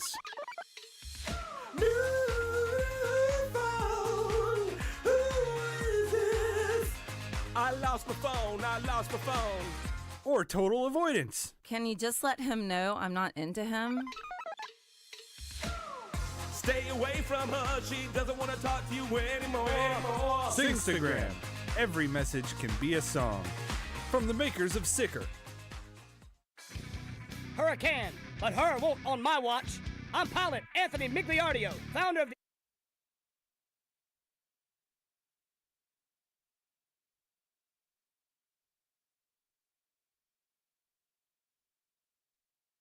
This guy paid me to say that everybody sucks at rapping except for him.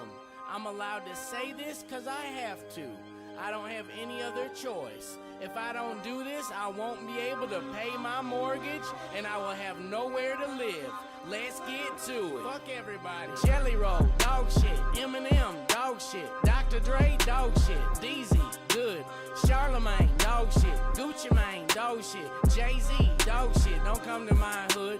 Puff Daddy, dog shit. MGK, dog shit. Everybody, dog shit. Yeah, except for him. Shaq Fu, dog shit. U2, dog shit. Bono, dog shit. And don't forget Lil' Kim. Whoopi Goldberg, dog shit. Goldberg, dog shit. Oprah, dog shit. Even Dr. Phil. Joe Rogan, dog shit. Seth Rogen, dog shit. The Catch Me Outside girl is dog shit for real. John Jones, dog shit. The Rolling Stones, dog shit. James, dog shit. You see what I did there? Me, dog shit. Mike, dog shit. You, dog shit. See, I'm being fair. Every rapper in the whole world fucking dog shit. Every rapper in the whole world except for DZ. Every rapper in the whole world fucking dog shit. Every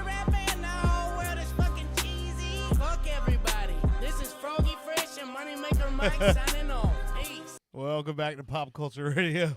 Hey. That is the one that you just showed me. It's called DZ is the Best Rapper. So apparently this he was doing these commissions, and that guy commissioned him to say he's the best rapper. I was about to say, I got to look into DZ now because I don't know who that is. Yeah, I don't know who that. Well, maybe let's take a look. Let's see who DZ is. Is there a DZ in the house? Holla at my DZ. Well, that would be a. Oh, he is on here. Okay. Maybe I'll get a new artist out of this. Not many plays. His biggest song is a song called Business that has 13,000 plays. Doesn't mean it's bad. No, not at all. Let's see what DZ sounds like.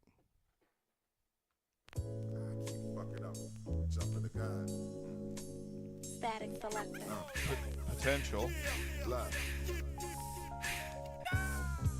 Who said they needed a verse? From the sword swinging Excalibur holder. Let me go up in the folder of my mind soldier. Shooter for higher sharpshooter requirements. The most virus live wire hits. The wizard of the section of the 3rd district. Superb misfit. Rose sipping, whipping it back, flipping on the joint, tripping. A rapper's fronting like the scientific. He's doing that super northeast Brooklyn. Yeah. Of the ethers, straight out of public housing, rocking $1,000 features. Plain t-shirt, rap, $200 sneakers. I'm cleaner than the bastard at the podium on Easter.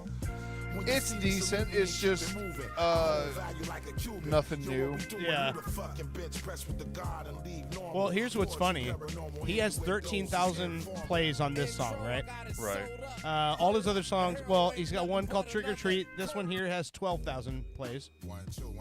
Everything else there's is, still is honey 6 and under. from Owen gluing my beard to his face on this chair. Really? I'm like, where do I keep getting this sticky shit from? It's on the fucking armrest. Good old honey beard. It's the gift that keeps on giving. Yeah. So this is DZ. So but think about this. So like I said, his biggest his most played song, Business, 13,320 plays, right? That song that we just played from Froggy, let's see what that's got. I mean, it sounds like a pretty solid business move, right? You think, it won't show you the plays because it's not in his top 5. I think it was I think that one was around 28,000 or something like that. Still more plays than he's gotten on anything else, right? I mean, more plays than that guy, yeah. That guy, yeah. I mean, Wow. but that's the point. You pay someone who has more plays than you to try to get more plays. Yeah. Than you already have. That's fucking funny, man. I'm still wanting to do some kind of fucking cover rap song. One of these remakes. I'll tell you that's how fucking, Mercules and a lot of these dudes get big is they just do some remake of a popular song at the time. Yeah. And I think we should do it. Well, hey, man, I mean... Maybe Not Like Us. We do a Not Like Us remake. Yo. Oh, man. That's all doable. Watch me insult myself. I mean, that's the self-deprecating humor. Apparently Drake is now suing Universal Music, and I forget who the other thing was because he's saying that they artificially inflated the Not Like Us views. Really? Plays, which makes no sense. They were playing that shit at NBA games and even my mom, who knows nothing about rap or anything, was like, is there some kind of beef going on? Not Like Us song? That's fucking hilarious. Well, so that whole thing that, obviously we talked about it last week, the new Kendrick record came out. Right. Did you get to dig into that much or what? I have not. I've seen quite a few little videos about people saying, oh, Lil Wayne, please don't take the bait. Please don't take the bait. Because as much as I love Lil Wayne, everybody loves Lil Wayne, he's not necessarily the scientist Kendrick is when it comes to diss tracks, as has been proven recently. Lil Wayne, best punchline rapper of all time. Right. But I don't know. I kind of want to see it. I kind of feel like it still might be like a PR move where Yeah. they're kind of like fake beefing, and then maybe they'll have a little back and forth, and then he brings them out on the fucking NFL Super Bowl, the yeah. Super Bowl show anyway. But at the same time, Kendrick not really known for being fake. Yeah. Or, so it's a weird thing. And a lot of people are saying, I kind of agree with it, what he's said so far isn't really a diss. No. It's just kind of like, hey, this is the situation. I got the Super Bowl, not you. Yeah, yeah. But it wasn't like shit talking. No. It was like kind of, hey, it's kind of sad for me that somebody that I idolized or respected is more worried about them getting the show than me getting the show. Yeah. But not really a diss, No, So it just sounds like he's bummed that he got something as big as the halftime show, and all anyone's talking about is that it should have been Wayne. Right. You know what I mean? Which so I that's think, what it sounded like to me. Which I think I had said is kind of disappointing. Yeah. How can you not be disappointed if you're Kendrick? Yeah, I don't feel anything that he said sounded like a diss to me, but regardless how it goes, I'm cool either way. Yeah. Because either there starts a beef back and forth between Lil Wayne and Kendrick, which will probably be awesome. Yeah. Or there is no beef and they'll do a halftime show together. And then the third option is there is a beef and they still do the halftime show together. So either way, we win. Yeah, yeah. There's no losers in that. Right. Man. So this obviously this 2 days ago was Thanksgiving. Yo. And now we're into holiday season. Yo. And did you see the previews yet for the new Jack Black Christmas movie? No. I've not watched it yet. It's on my saved list. It's called Dear Santa. The premise of this movie, I think, is going to make a lot of religious people really upset. Okay. So, have you ever seen when a kid writes a letter to Santa, and sometimes kids misspell Santa? Right. And what do they spell? Satan. Right. This movie is about a kid who wrote a letter to Santa but misspelled it Dear Satan, and Jack Black shows up as Satan, and he's trying to grant this kid's wishes. And it goes a very adult direction with it. But he takes the kid to fucking Vegas, and they're gambling, and he's fucking just got this kid rolling in dough and everything. But it's basically a Satan Christmas movie. I hope it's good, because I thought I have not seen the red one, and I a couple weeks ago told you I was like, oh, I'm kind of excited. Yeah. This could be pretty good. Yeah. Not heard good things. Really? About Oh, that sucks. It's apparently kind of super generic, boring. Nah. Well, they've done some cool marketing for that movie.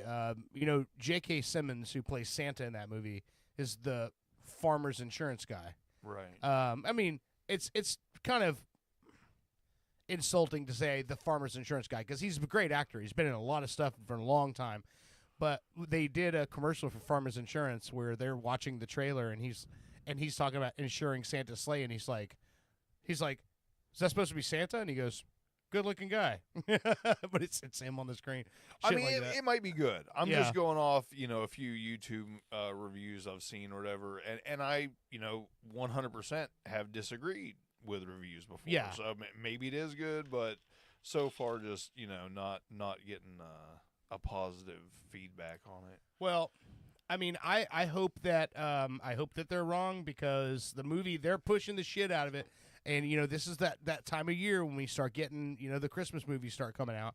And other than the fact that everyone's going to watch Christmas Vacation and The Christmas Story with the fucking, the leg lamp. Do people still do that? I think they do. And Home Really? Alone is another one that people watch every year. I mean, I know people who literally every year watch those movies. I have zero tradition.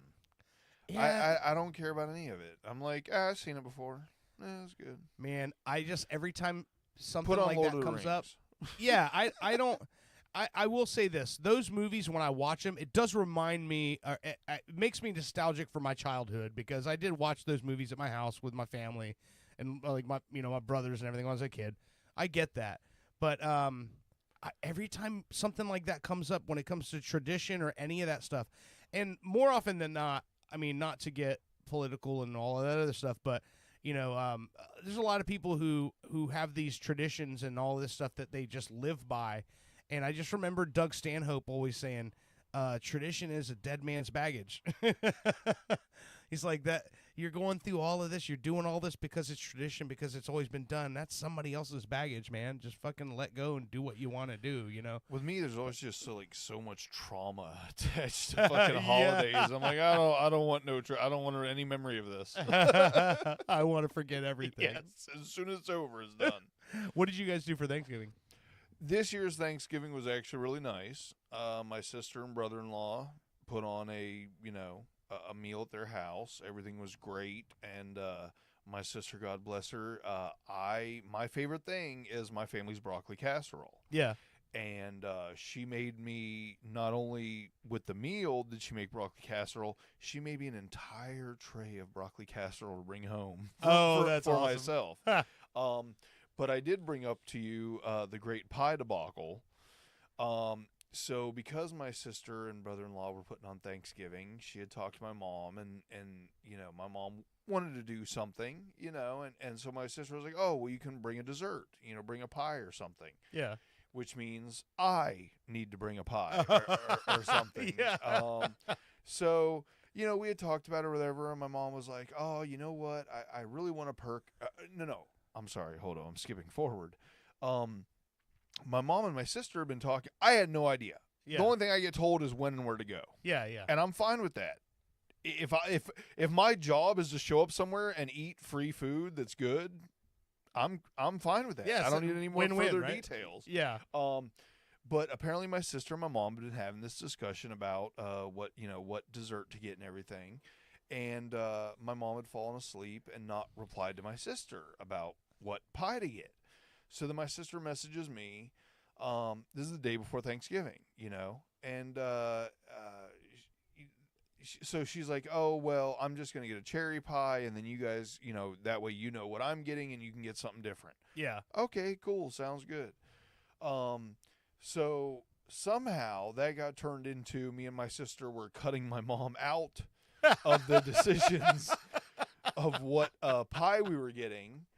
Once I squashed that argument after a couple hours, we decided the fact that she wanted to get a Perkins pie. Okay. So I had to do some regular shopping that day, and I went and did shopping, and then I went yet again day before Thanksgiving. Yeah. So I go to Perkins. I got a car full of Winn-Dixie groceries. I pull up in a Perkins parking lot. I go inside, and the poor lady looked like someone out of Mad Max.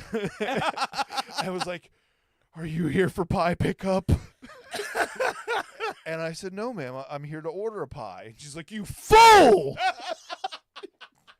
You think there's still pies to be ordered the day before Thanksgiving? No, but she was super nice, and she's like, I said, can you still order pie? She's like, let me go check. So she walks in the back, and I hear her talking and stuff. And the more correct answer or question probably would have been, are you still allowing online orders? Yeah. For tomorrow? Because she said, oh, I think there's a first come, first serve basis tomorrow on Thanksgiving Day for these pies. So she goes back, asks her manager. No, they have canceled, they've like, shut no down more online orders. There is first come, first serve. So my whole plan now is to show up at Perkins at 6 a.m. to get a pie. By the way, there's already pie. Yeah. There's already pie. There's cherry pie. There's a full fucking meal, but because my mom wants to bring a pie, we got to get fucking pie. So I'm trying to be the nice guy, okay? Because my mom isn't involved in any of these trips, Yeah. It's me getting my mom's pie for the dessert. So I tell her, okay, I'm going to go to Perkins at 6 a.m. And she's like, you don't have to do that. But during my Winn-Dixie shopping trip, Britta texted me, hey, I've got something for you guys for your Thanksgiving table. And I was like, okay, cool, sounds good.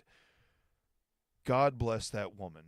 Who was it? Britt. Oh, wow. Boston Britt. Yeah. And, 30 minutes after I got home from all this, thinking I've got to go to Perkins at 6 a.m., which anybody that knows me knows I'm not usually up at 6 a.m. Yeah. She brings over a beautiful pumpkin pie. Oh, man, and that's homemade great. whipped cream. and saved me a trip at 6 a.m. to fucking Perkins because we ended up being able to bring the pumpkin pie and Christmas was saved. That's awesome. Or Thanksgiving, man. whatever holiday we're in. That's fucking funny, man. Oh man, I remember when we were kids, it used to be Village Inn. Remember Village Inn? It was okay. So you know where it's in Apopka. It was in Apopka on Main Street there, or Park Park Avenue, right across the street from. I guess it would have been like sort of where the Burger King's at there. Yeah. In that little area right there, there was a restaurant called the Village Inn, and they had that was their thing. Thanksgiving, everyone would do pie orders, and I remember going with my mom and buying these fucking pies there. And goddamn, that they turned into a pie factory for Thanksgiving. It was a regular restaurant, but that's where everybody wanted their fucking pies from. That's so weird. I don't know about the Village Inn. Huh. It was almost like a Perkins or Denny's, that kind of thing, but I guess it was just like a one-off mom and pop place. I don't know. It wasn't where the Quincy's used to be, was it? No, that was always a Quincy's. Which, by the way, that's an ale house now, and I can't wait to go there. Is it an ale house now? I love Miller's Ale House. Oh. They have some really good ribs for being a chain. Yeah, because they just opened that Winn-Dixie over there. Yo. Yeah. And here we go, small town talk. Let's talk about Yeah, what's going on. hey, man, they opened a new Winn-Dixie down there yonder way near where the Quincy's used to be. I tell you what, and that house there, they used to make the pies for Thanksgiving. Someone on Spotify is listening to this. They're in fucking Dublin. They don't give a fuck about what's going on in Apopka. Right. Well, I mean, at least we're #1 in Portugal. There we go. Someone in Portugal is going to hear this. So, all right. Well, I mean, I think we've made it through 3 segments of a show here. Okay. And in lieu of Owen and Brittany not being here, hopefully Britt is back home now. I hope she's feeling better. Yeah. I mean, that Amy Schumer documentary that Heather and I watched. It's called Expecting Amy. It's on HBO Max. She had some sort of condition during her pregnancy where she was literally having that. She was throwing up for like 5 hours straight. Like they were, she was throwing up every day, all day, nonstop. And they talked about it in the documentary, and they said it was some sort of condition. I can't remember what they called it, but it was like it's a known thing. A lot of women have it, but there's like if this was like 100 fucking years ago, dead. They'd be dead. Yeah, they wouldn't make it through this. Like it's you dehydrate yourself to the point where you can't fucking support the fetus growing inside you.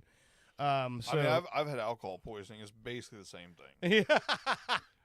I don't envy anybody who's going through that sort of shit. So, no. So I'm gonna play to end the show here.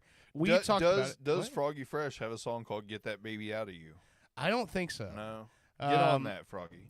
He does have a new. So when I looked up Froggy Fresh on Spotify, a lot of the music we play from the show here is from Spotify, unless I say otherwise or I tell you I found it someplace else. But he had a new single come out in 2023 called Bubblegum Bees. So I know we had. You're not gonna end it with "Grab Her by the Pussy"?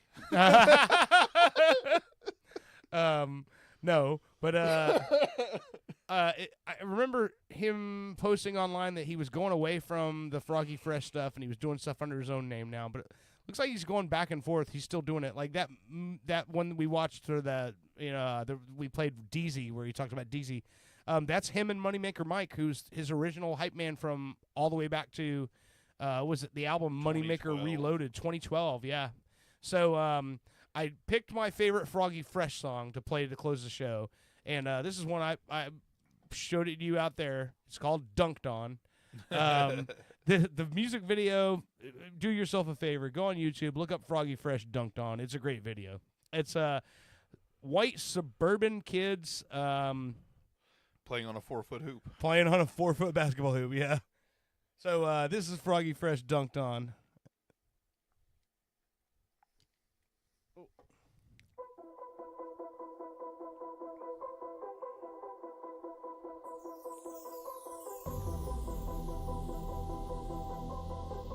I wonder who was making his beats back then. If he was doing it himself, probably. It seems like he does most of his own Yeah. stuff. Out on the court for a game of 2-on-2. Me and Mike versus James and his boy Big Blue.